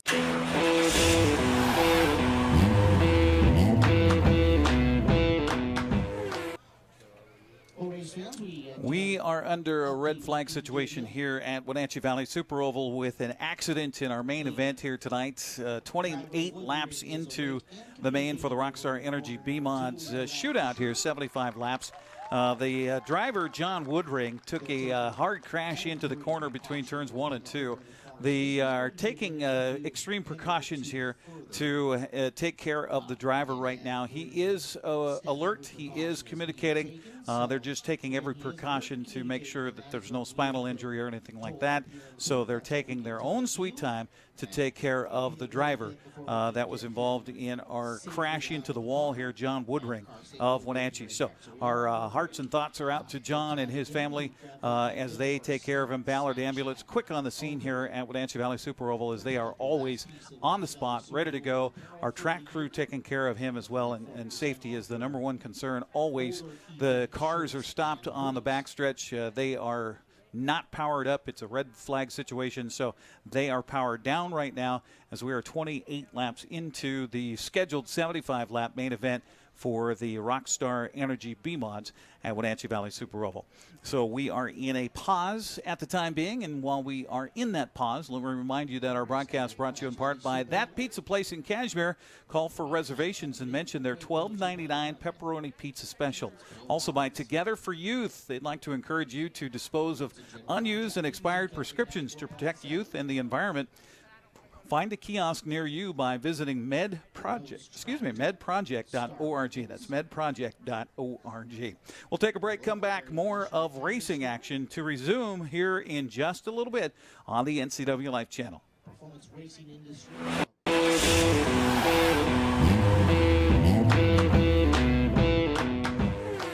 Hi, my car's making a funny noise. Not a problem. We'll take care of you. Global Car Care's technicians are ASE Master Techs and well-versed in the more refined methods of vehicular diagnostics. Number 3 piston and rings have a slight loss of compression, down to 108 pounds. Your transmission is slipping. You're gonna need a service. Looks like you all set. These guys? They're good. Oh, and your spare is flat. Global Car Care, Wenatchee's top shop. You've got a lot to do today. While you're out and about, remember to dispose of your unused medications safely and anonymously. It's a simple act that makes your home a safer place. Next time you're at the pharmacy, just place them in the drop box. To find a location, visit medproject.org. I'm Brian Thorpe, and I'm proud to say that Global Car Care is growing. We always do the right thing, and because of that, we're busy, and it's time to hire an experienced automotive technician. We spend as much time with our coworkers as we do our own family. I want them to understand they're not a number here. They're a person with a family, and I want them to be part of this family too. Do you want an owner that understands and respects what you do every day? I'm that guy. Our compensation is the best in the area. I want you to have your career with us. The Wenatchee Valley.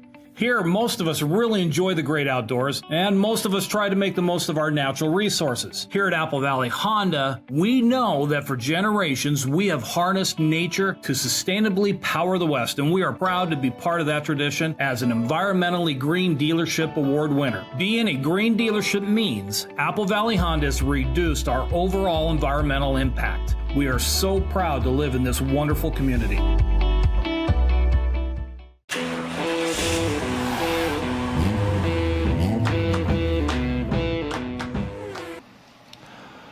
Welcome back once again to our television audience. Joining us here for live coverage of racing tonight at Wenatchee Valley Super Oval on the NCWLIFE Channel, your local TV station. You can see on our television screen that another ambulance from Ballard Ambulance has joined us here on the infield of the track after the accident here. 28 laps into our main event for the Rockstar Energy B-Mods. John Woodring involved in this accident, going hard into the wall between turns 1 and 2, and then coming to a rest on the infield here.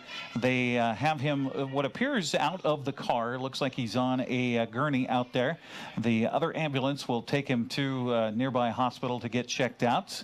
Kaleb Hart, you were talking to the folks here in the stands, but we didn't get a chance to get your report on TV. Sure. So you had a chance to duck next door into the scorer's tower and talk to the officials. What can you say? And here's what we're going to tell you on the TV side of things. He was alert and communicating when he got out of the car. That is the extent to what we know and what we are allowed to talk to you guys about. Alert and communicating, and they took every precaution in getting him out of this race car. You take a hard lick like that, it is better to be way on the side of cautious as opposed to not cautious enough. And I've seen enough races at tracks across the country to know when guys aren't being cautious enough. The guys from Ballard did a very good job of making sure every precaution was taken, and that's why when you call and need some medical assistance, you ask for the guys from Ballard to come out and help you out, as they've been long-time helpers here at Wenatchee Valley Super Oval. And they're doing everything they can for Mr. Woodring at the moment. We're thinking about John's family and everything who might be here tonight or watching this on our television broadcast as well. And so, of course, our thoughts are with the Woodring family and for John, and he's being well taken care of here by the folks from Ballard Ambulance and our track crew at Wenatchee Valley Super Oval. John, part of the Chanda Motorsports crew that's in there with, 4 or 5 different B-Mods that are lined up one in a row. And John, the new guy to the crew, is that car formerly owned by the Walker boys. I said, all right, we're not going to drive anymore. We'll sell this car. John picked it up, and he has been being looked after by Chad and Amanda and their group down there and brought along. And unfortunately, his race evening over way before he wanted it to. Now we just think the best for his health moving forward. Meanwhile, you've got the rest of the field that's on the backstretch back there. They've had the car shut down for a while. What's happening right now for those drivers? Obviously, they're in their cars. They're still strapped in, still got the helmets on, that type of thing.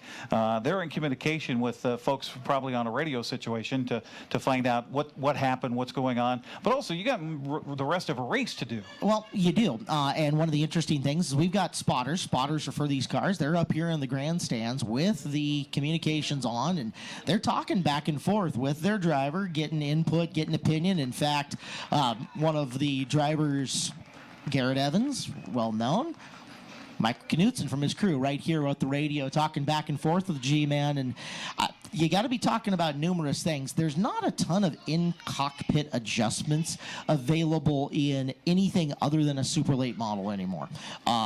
And even in the super late model, they're a little basic. So I would imagine they've got a brake bias adjuster within the car. Brake bias adjuster is going to give them the ability to change how much percentage is in their brake package from front to rear. The way I understand it is you typically start out with more front brake, and then you dial in more back brake as the race gets on, as fuel load burns off, and the rear of the car ends up getting lighter. So you've got that knob in the car, and I'm sure crew chiefs on the headset, spotters, etc., are talking to them about, okay, how much percentage do you have dialed in right now? When's the right time to continue dialing more of it? The other thing that they're going to talk about, and this is going to be, I think, more paramount than brake bias adjuster and percentage that they're working on right now, is going to be tire situation. We know that the tire wear is not going to be a factor. The drivers have said, again, we've rubbered up for this. We're ready to go. These tires last a while. But these tires have now been through a heat cycle. They were out there. We ran a lot of consecutive laps. They got up to full temperature and they grew. Now they've shrunk as they've begun to get cold. And they've been sitting for a solid 5 minutes now. Temps have come down. They've got to get the tires back up to temp. They've got to scrub again. And when they get back going, even if they get them back up to temp, they're not going to be at racing temp. Once again, there's only so much heat you can build up into them and get them to grow. If a guy like, let's say, Chad Holaday found that his car was handling better as that run got longer, that means the tire growth that they accounted for was playing into his setup. It's going to take him another run of time, theoretically, if that's what's happening for Chad, for him to get back up to that tire size and growth again, to get his setup in where it was. And then there's a counterplay to that. You're going to have even more fuel load burn off by the time that happens, too. So it's a real cat and mouse game with setup, the adjustments you have, and what you're going to do with tires as you come back to racing action here. And the veteran drivers, your Holidays, your Mitchells, who's been involved in super long races in the past and been involved in long stoppages, and I would think Garrett Evans are going to have a real distinct advantage, particularly Garrett, whose crew working on that B-Mod tonight has been with him for 100 lap, 125, 150, 200 lap late model reigns. They're going to have an idea of what to do. Bad situation for Garrett. His crew chief's in the 16 car leading the race. Yeah. So he's going to be relying on, again, Knutson, Michael, and Chris, who are up here in the stands, who are sharp guys themselves, but it's not the primary ear of Glenn, who is there kind of telling him, Glenn wants to win this race. He's not going to tell Garrett what to do. Meanwhile, Glenn Knutson, you mentioned the guy from Quincy that's been leading the last few laps of this race after taking over first on a beautiful restart. He found something in that car, it seemed, after a kind of a rough start here to the race in this main event tonight. Glenn has been able to find something within that 16 car and drive it around to the front of the pack and stay there. He was strung up out in that middle of the high groove, and nothing was happening for him out there until Stevens had a hiccup. A couple of cars cars ahead of him.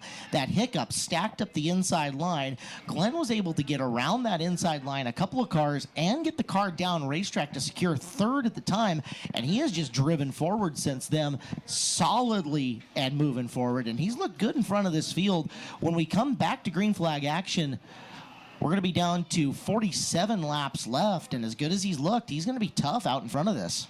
We're going to take a break here on our television broadcast and come back, and hopefully we'll get the B-Mods back running again and get some racing happening as we're in our final main event of the night for the Rockstar Energy B-Mods on their Shootout night here tonight at Wenatchee Valley Super Oval. Our broadcast here on the NCWLIFE Channel brought to you in part by Wenatchee Valley Dispute Resolution Center. Caught in a conflict, family, housing, business? Call Wenatchee Valley Dispute Resolution Center at 509-888-0957 for help. Also by the Walkabout Grill, where eating out is eating healthy. Open 7 days a week in Leavenworth and Wenatchee, or stop by the 108 Lounge at the Wenatchee Walk. Back with more here at WVSO coming up next on the NCWLIFE Channel.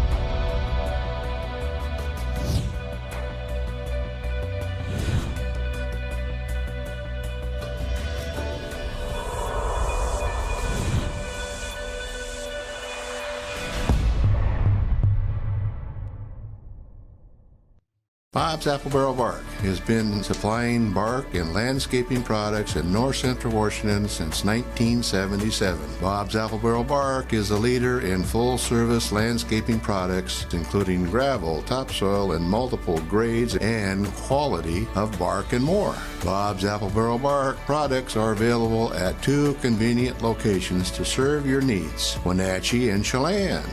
Give Bob's Apple Barrel Bark a call today. Are you dealing with a pest or weed issue and you just don't know what to do? We use the best pest control methods approved for areas with kids and pets. Whether it's rats, mice, ants, or spiders, or something else altogether. We provide the coaching and solutions you're looking for. And you can know that your dollars are supporting a local, family-owned and operated business. Allow us to help you get back to living healthy and pest-free. Harvest Valley Pest Control. Brian's Pizza and Bowling is changing their name to That Pizza Place. Now, there's still your same favorite locally owned family pizza and bowling center, That Pizza Place. Come hang out in downtown Cashmere. The NCWLIFE Channel offers marketing packages that help you build your brand and sell your products and services. From traditional TV ads to targeted digital campaigns, let us help you build your customer base. Call NCWLIFE Channel today. Transform your windows with a variety of colors and styles like the Allure Transitional Window Covering by Lafayette Interior Fashions. Hi, this is Darren with Mini Blinds and More. We can install the latest and greatest in technology to open and close your blinds with only a touch of a button. From the largest windows in your home to room darkening shades for the bedroom. From stylish shades for your entertainment room to custom blinds for those hard-to-fit places. We have a solution for all of your window covering needs. We offer a variety of window coverings from Lafayette Interior Fashions. Call us today. We are Mini Blinds and More, your local blind store. Mondays are happy hour all day long at Bob's Burgers and Brew in East Wenatchee. Great deals on appetizers, martinis, specialty drinks, wine, well drinks, and draft beers. Bob's Burgers and Brew in East Wenatchee. Come on in. They look forward to serving you. The NCWLIFE Channel offers marketing packages that help you build your brand and sell your products and services. From traditional TV ads to targeted digital campaigns, let us help you build your customer base. Call NCWLIFE Channel today.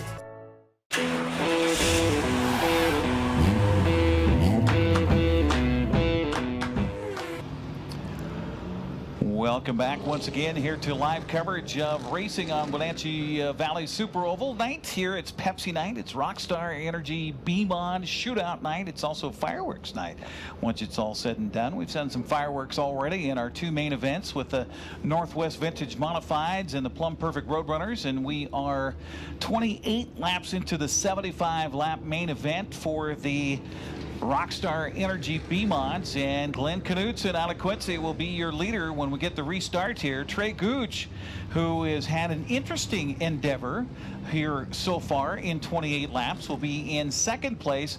And your points leader coming into the weekend, trying to win the track championship for another, make that 3 seasons in a row, is Chad Holaday. He's in third. Shane Mitchell, who came out tonight to race not only against Holaday, not only against Hector Jr., but also Garrett Evans, who is still alive and back of the pack. And we got a long way to go for Kaleb Hart in this one. Don't forget about number 64. No, Eric Granstrom, there is no sleeping on the legendary 64 car, as he's going to restart about position 7 on this grid. But number 1, it's a double file restart.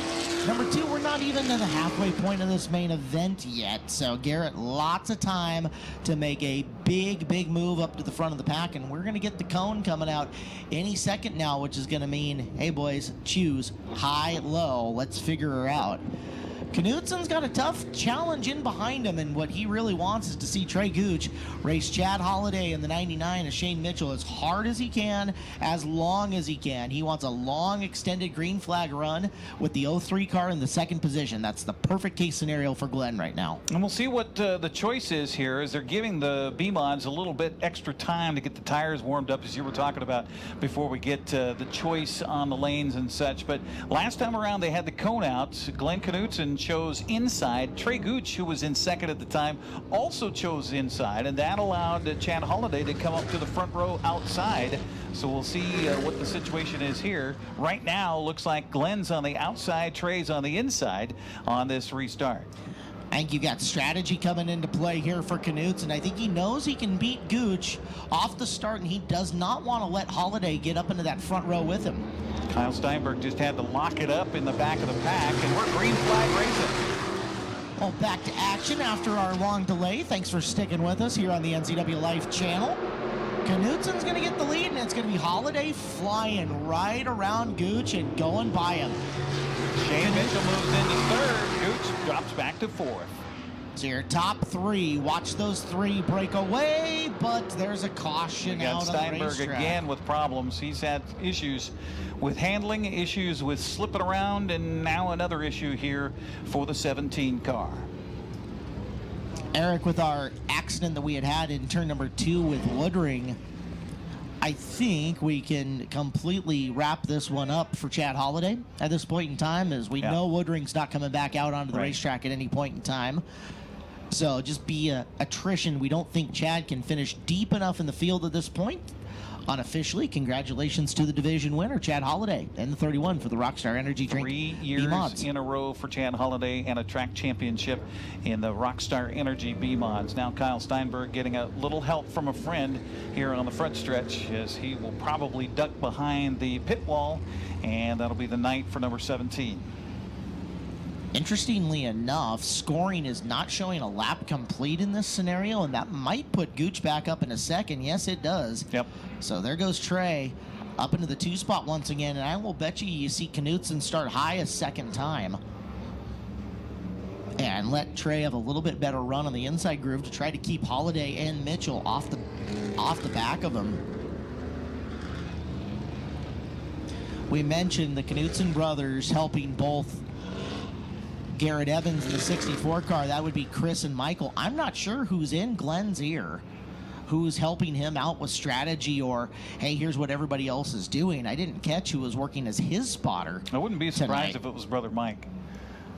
Michael, of course, I was talking during the commercial break with Kaleb about how fun it was to watch Michael and Glenn battle door to door in the late models here last year at Wenatchee Valley Super Oval. Michael jumped into the open wheel ranks and picked up midget for the Northwest Focus Midget Series. Really? He's had a successful year. Said, I want to play and get dirty a little bit once in a while. He's also running the pavement too. And Michael, a talented racer. He's going to figure out how to be fast in whatever he puts on the raceway. But nice to have him over in Western Washington a few times. Getting to watch him learn how to drive on the dirt. One more time around, says our flagger, Mike Hoff. You got our race leader, Glenn Knutson, again on the outside of row 1. Inside of him is Trey Gooch. In row 2 on the inside, it's Shane Mitchell. On the outside, it is our track champion now. We can crown him, Chad Holaday. Oh, Shane Mitchell trying to sneak up in between them down the back straightaway. Shane's never been afraid to game it up a little bit and look for every advantage. Into turn 1. Holaday leaning on Gooch. He's going to drive up and around. There goes Mitchell. Right place, right time. He should have third, but it is Holaday chasing Knudsen once again after the restart, and this time the lap gets in. Well, we were mentioning earlier, not to forget, that Trey Gooch had a little sparks coming off of his car on that upper end of the track here at turns 3 and 4 when he was the race leader in the early goings. Don't know if he's got any more problems with that vehicle or not, but he's dropping back in 4th place. Don't look now. Garrett Evans is 6th. Has a good look underneath Donovan Stevens. I'm watching the 64 car. It appears to be getting stronger in the longer run. Meanwhile, best battle on the track might be for second. Shane Mitchell all over the rear bumper of Holaday in the 31 car. Glenn Knudsen out front in the 16. You got Chad Holaday in second, Shane Mitchell in third, and back away is Trey Gooch. Top 3, almost at the point where you can throw him under a blanket. No track space separating either of those drivers. Knudsen in the white with blue 16. Looking good at the bottom of the field. Forcing Holaday to try to do something different. And Holaday loops it to the outside, going into 1. He's got to run on your leader down the back straightaway. Just before the halfway point, lap 35 coming in, new leader Chad Holaday. Mitchell gonna try to follow him. Knudsen down low, fought Chad as long as he could. Chad gets up and around, and now he's just kind of staying lock, stock, middle in between those race cars. Now he'll tuck it into the low groove. Mitchell takes no time to get around Knudsen. The battle is on out front. Holaday and Mitchell have cleared Knudsen 1 and 2, and we are halfway home this time by. And look at Mitchell push him up the backstretch. Gave him a little nerf from behind. 99 car was our fast qualifier here for the weekend. Trying to put a push on Holaday. Shane Mitchell is the one who knocks down the back straightaway. It's a love tap to the back of Holaday. Holaday, he knows the guy behind him. They've turned enough laps on this track together. He knows he's going to have to be perfect, or else Shane Mitchell is going to drive by him. Holaday gets away a little on the back chute. Mitchell rolls back in turn number 3, and Knudsen is still right there in case hijinks ensue between your top 2. Back in the field for 5th. Evans continues to doggedly pursue Stevens. A run on him into 3. Shuffle Garrett Evans into the top 5. He's got some gap to make up to catch Trey Gooch, but we have 34 laps to go still. It's a lot of time for the West Coast Stock Car Hall of Famer Garrett Evans to reel in the front of that field. And you got to think that that could be a reshuffle as well. If there's a yellow flag that falls, we'll keep an eye on it closely here as your 2 bodies out in front. Chad Holaday looking at Shane Mitchell right behind him. Mitchell all over Holaday in the 31 car. It's like Holaday is the trainer at the dog show wearing the Milk-Bone underwear as Mitchell driving deep to the inside. Holaday, the back end, steps out on him just a bit, recovers and gets into 1, holds the top spot out of 2. Back straightaway, Mitchell. So close. You can see the brand of fuel cell that Holiday's running in the 31. 2 masters of their craft, running laps down around where they qualified at, 13.8 here at Wenatchee Valley Super Oval. Quick time for Mitchell was a 13.535, so they have lost very little speed on the night. And in this long run, behind them, second fastest car on the racetrack right now is actually Garrett Evans by lap time. Just needs a break. Time's starting to get a little slimmer on Garrett. However, still some left. Mitchell being just the right amount of physical. He lets Chad know he's there without getting his car upset or driving him dirty. Holaday has been the dominant force in the B-Mods. There's the tap off the corner. Shane tapped him just a little bit on corner exit, trying to get him squirrely enough going into turn one that he'd miss his entry. Part of that's mechanics, part of it's psychology. You tap him in a different place on the racetrack every time and you start to anticipate, all right, when's the thump coming? This time almost looked like he was lining up to do it out of turn number 2. Mitchell arcs the car in high, diamonds the turn off trying to get underneath him. Still can't make the pass with 24 to go. Off the bottom of 2, Mitchell's got a line underneath him. Holaday says, no sir, not this time once again. Well, Glenn Knutson just cruising in third right now, waiting for a mistake in front of him. Smart by Glenn. As Mitchell again kind of peels up to the middle. That time he didn't diamond the turnoff. Was looking more to see if he could make a run to sail it around that middle groove to get by Holaday. Now this is where it will become interesting, Caleb. They're coming up on some lap traffic. Slower car in the form of the 57 of David Mackin, our 11th place car on the racetrack. Meanwhile, Garrett Evans has made up more ground. He's going to make a push on Gooch, going inside, trying to take over fourth. The G-Man working up on Trey as they work into turn number 1. Trying to get past him and put himself into a position to get to that top 3. He's got a really good race car right now. By the lap times does Garrett Evans. As in front of the field, Holaday, Mackin will hold his line around the outside. Your lead 2 will get by. You got to imagine that Knutson will have an easy time getting underneath him for third. Again, subtle contact off of 2 as Mitchell sets the car to try to drive around him in 3. You look at the mechanics of the way that Holaday is now coming off the corner, Eric, and he's lost a little bit of lap time in open condition.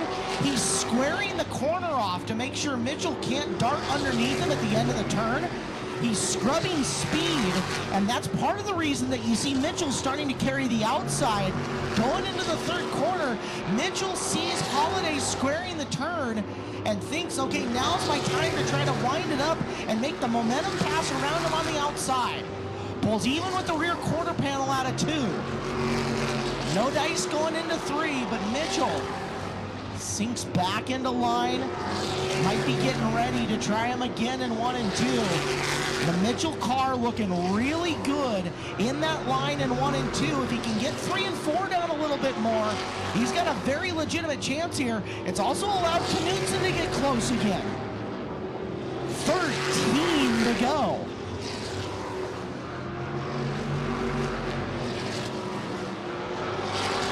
Very little gap between your front 2. The margin, 0.213 between them. Mitchell again trying to sail the middle of the high side. You wonder now, Knutson up on the back of him, if he isn't willing to take a try up on the top groove. As this time coming in, here at the B-Mod Shootout, the Rockstar Energy Drink B-Modifieds, 10 laps remain.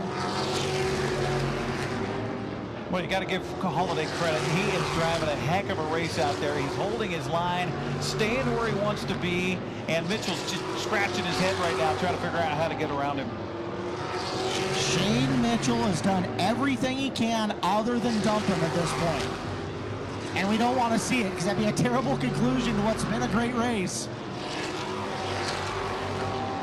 Tightly packed, first and second, third, just a little ways off.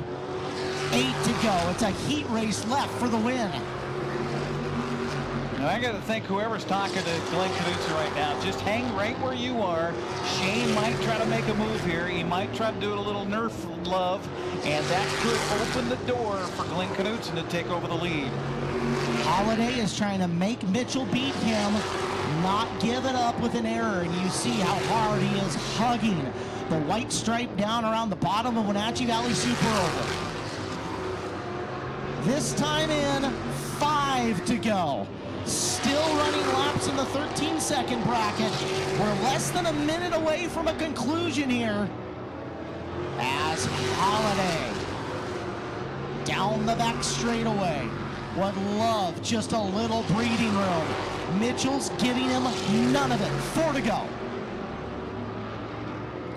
Top 3, half a racetrack away from 4th and 5th. Those 3 will be the ones who decide this. 3 left for Chad. Your prospective points champion, looking to finish this off with a win. Slower traffic looms ahead. 2 to go. Does he catch them? Do they play a factor?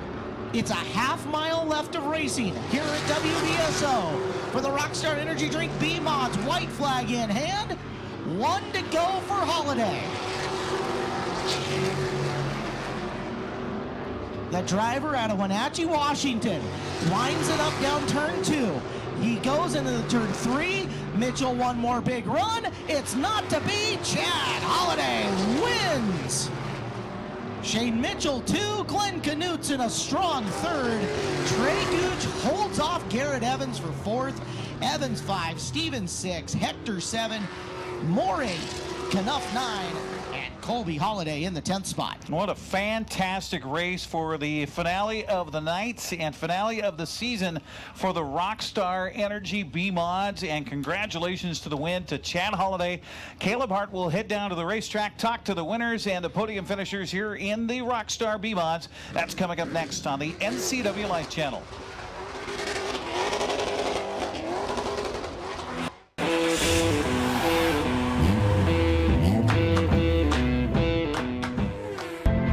As AmeriCorps members and volunteers, we do more than talk about our core values.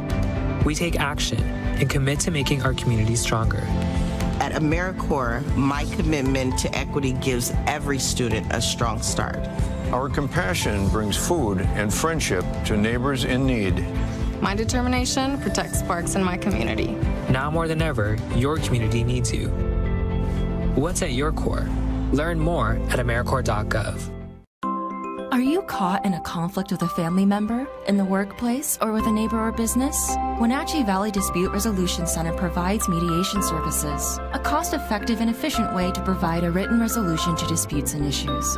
Plus, we offer mediation training and community education on topics like conflict resolution and communication skills. Contact us at 509-888-0957 or www.wvdrc.org to learn more. JDSA Law is a proud sponsor of these local event broadcasts. JDSA Law has been serving North Central and Eastern Washington since 1946. For over 70 years, their team of dedicated professionals has delivered quality, innovative legal services. JDSA Law partners with you to provide the finest legal advice and support as you navigate your personal and business challenges, your risks, and your accomplishments. JDSA Law supports the TV broadcasts of these local community events.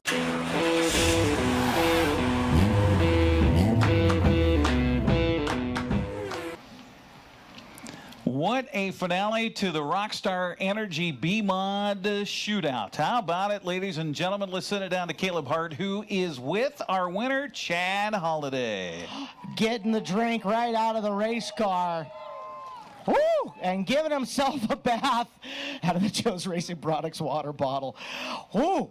You look tired, but man, was it worth it. Chad Holaday picking up the championship and a feature win here on the final night. What a race. Honestly, anytime we can come out here and put on a show for you fans, it's worth every penny and every hour that we spend on these cars to get out here and race. I can't thank everybody back in the pits that work on this car, my wife, my family, all my extended family that came over from the coast to watch this race. Can't thank all of them enough. The racetrack, NCWLIFE, Rockstar Energy Drinks for sponsoring our class. They're phenomenal. It's amazing. Tell me about the pass for the lead first off. You found the car. It had a really nice run through the middle when you're driving around Glen. You got through and you made that work. Honestly, at the start of the race, the car was a little bit tight. I couldn't get through the center very well, and I had to dial a bunch of rear brake in it to get the ass into pivot. And there at the caution, when we were underneath the red, I dialed some more rear brake into it, really got the pivot good. And I knew that if we could get to the outside of Glen, we got a fighting chance, but I didn't know if I'd be able to pass him. I didn't know where Shane was going to be at. Shane is super tough. So, you know, racing Glen, racing Shane, Garrett, all these guys are super, super tight. So you really got to battle. Talk to me about holding Shane off for 30-plus laps with him no more than like a foot off your rear bumper the whole way around. There's no doubt Shane rolled the middle way better than I did. He was on the gas before I was on the gas, and it was really tough to hold him off. I knew that I needed to give him the outside. If he was faster and he could make it there, it would be really fun to run with him, you know, side by side on the outside. I was kind of hoping we'd get there, but the cars are super tough on the outside down here. So battling, holding him off, I was just hoping that we can maintain rotation through the corners to be able to get some good drive off and stay where we're at. And you got there, and another feature win, and another championship. Congratulations to you. Congratulations to your crew and all of that. And it wouldn't be Victory Lane with another splash. Thank you. Take some time. Thank your crew. Thank your sponsors. A lot of people who help you get here. Well, this is amazing. The two championships I won in 2020, 2021 were with the car that my kid's running right now. And we took a gamble and we built the car from scratch. We built the entire chassis from bare bones and just wanted to do something different. Really stoked for 4 wins and a couple of fast times throughout the 7 races that we had this season. But honestly, I can't thank enough the fans for coming out here and watching this stuff, watching the action. We do it for you guys. We do it for the adrenaline rush. But the guys behind this, huge deal with Joe's Racing Products. Those guys are phenomenal, give me parts all the time. Rick Hager with Hager Motorsports rolls in here. Nick Bam with Race Car Supply rolls in here, get some stuff. JK Customs does all our embroidery, all our gear, does a phenomenal job there. We got DeYoung Inc. does a phenomenal job on our wraps. Dialed In Auto Detailing keeps these things spiffy and clean nonstop. Our main guy, Dick's Heating and Air Conditioning, Ken Osborne and his family with Dick's Heating and Air Conditioning is absolutely phenomenal with what we do for tin work and the support for our class. I can't thank Zero Handicap, Gary Harlow enough for putting up a little bit of extra prize money there, along with Shane Mitchell Trucking, KTS Development, Imperial Plumbing, Holiday's Custom Muffler, Midland Trucking. All those guys do a phenomenal job putting up the extra purse for tonight. And you did a phenomenal job driving it. Congratulations. Thank you. Dar Philbeck's going to promote some awesome photos after tonight, so you guys want to see some cool video, cool photos, make sure you get onto Dar's photography and check that out also. And of the burnout too, hopefully. I hope we got the burnout. There you go. Congratulations, Chad Holaday gets the win tonight in the Rockstar Energy Drink B Modifieds.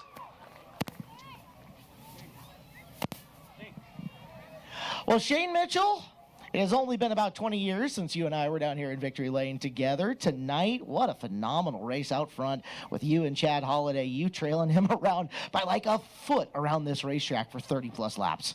Well, I had a lot of fun tonight. I hope the guy that hit the wall is in good shape. I've been there, done that. It's not good. Had a phenomenal night. I was glad. I almost didn't come. I got the car ready. My dad had back surgery, and I didn't want him to come up here at the last minute. I put the car together and came up, and I'm glad I did. Had a fun. It was a great race out front between the two of you. Chad talked a little bit about adjustments that he made in the race car during the red flag, said that he dialed some rear brake into it. Did you make a swing at the car during that red? No, my car was just a little bit free on entry on the outside, so I could never get alongside him.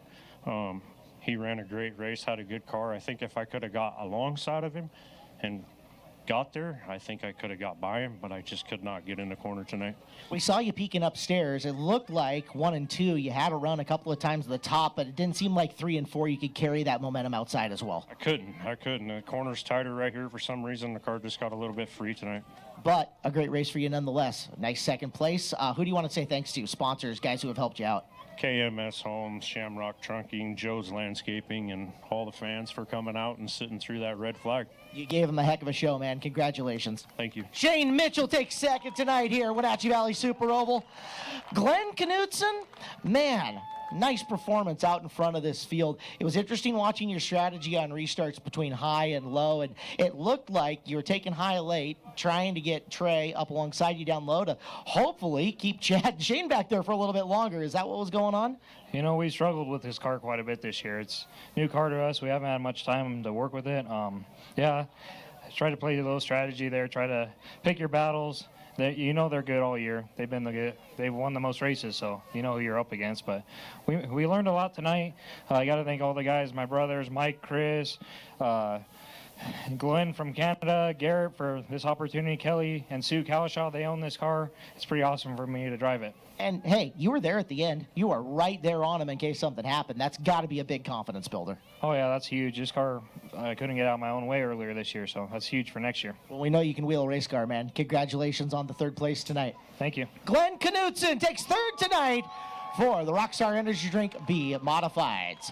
Eric, back up to you. We need to get prepped for some fireworks. All right, thank you much, Kaleb Hart, and that's going to wrap up our broadcast here on the NCWLIFE Channel. Congratulations to our podium finishers tonight in the Plumb Perfect Roadrunners. It was Jay Evans in the cow car, finishing 1st, 2nd to Eddie Razy, and 3rd place to Matt Snyder. In the Northwest Vintage Modifieds, 1st place went to Devin Eierman, 2nd place in the main event to Vince Conwell of Enumclaw, 3rd to Gig Harbor's Kyle Cheth. And of course, just finishing up in the Plumb Perfect Roadrunners, a win and a championship in the season standings for Chad Holaday in our Rockstar Energy B-Mod. 2nd place goes to Shane Mitchell of East Wenatchee, and 3rd to Quincy's Glenn Knutson. That's going to wrap it up for our broadcast here tonight. Thanks to everybody involved, and special thanks to Bob Spanger, Bob's Apple Barrel Bark, for sponsoring our broadcast, the leader of providing organic landscaping supplies in North Central Washington. Thanks to Tucker Wagner back in the studios.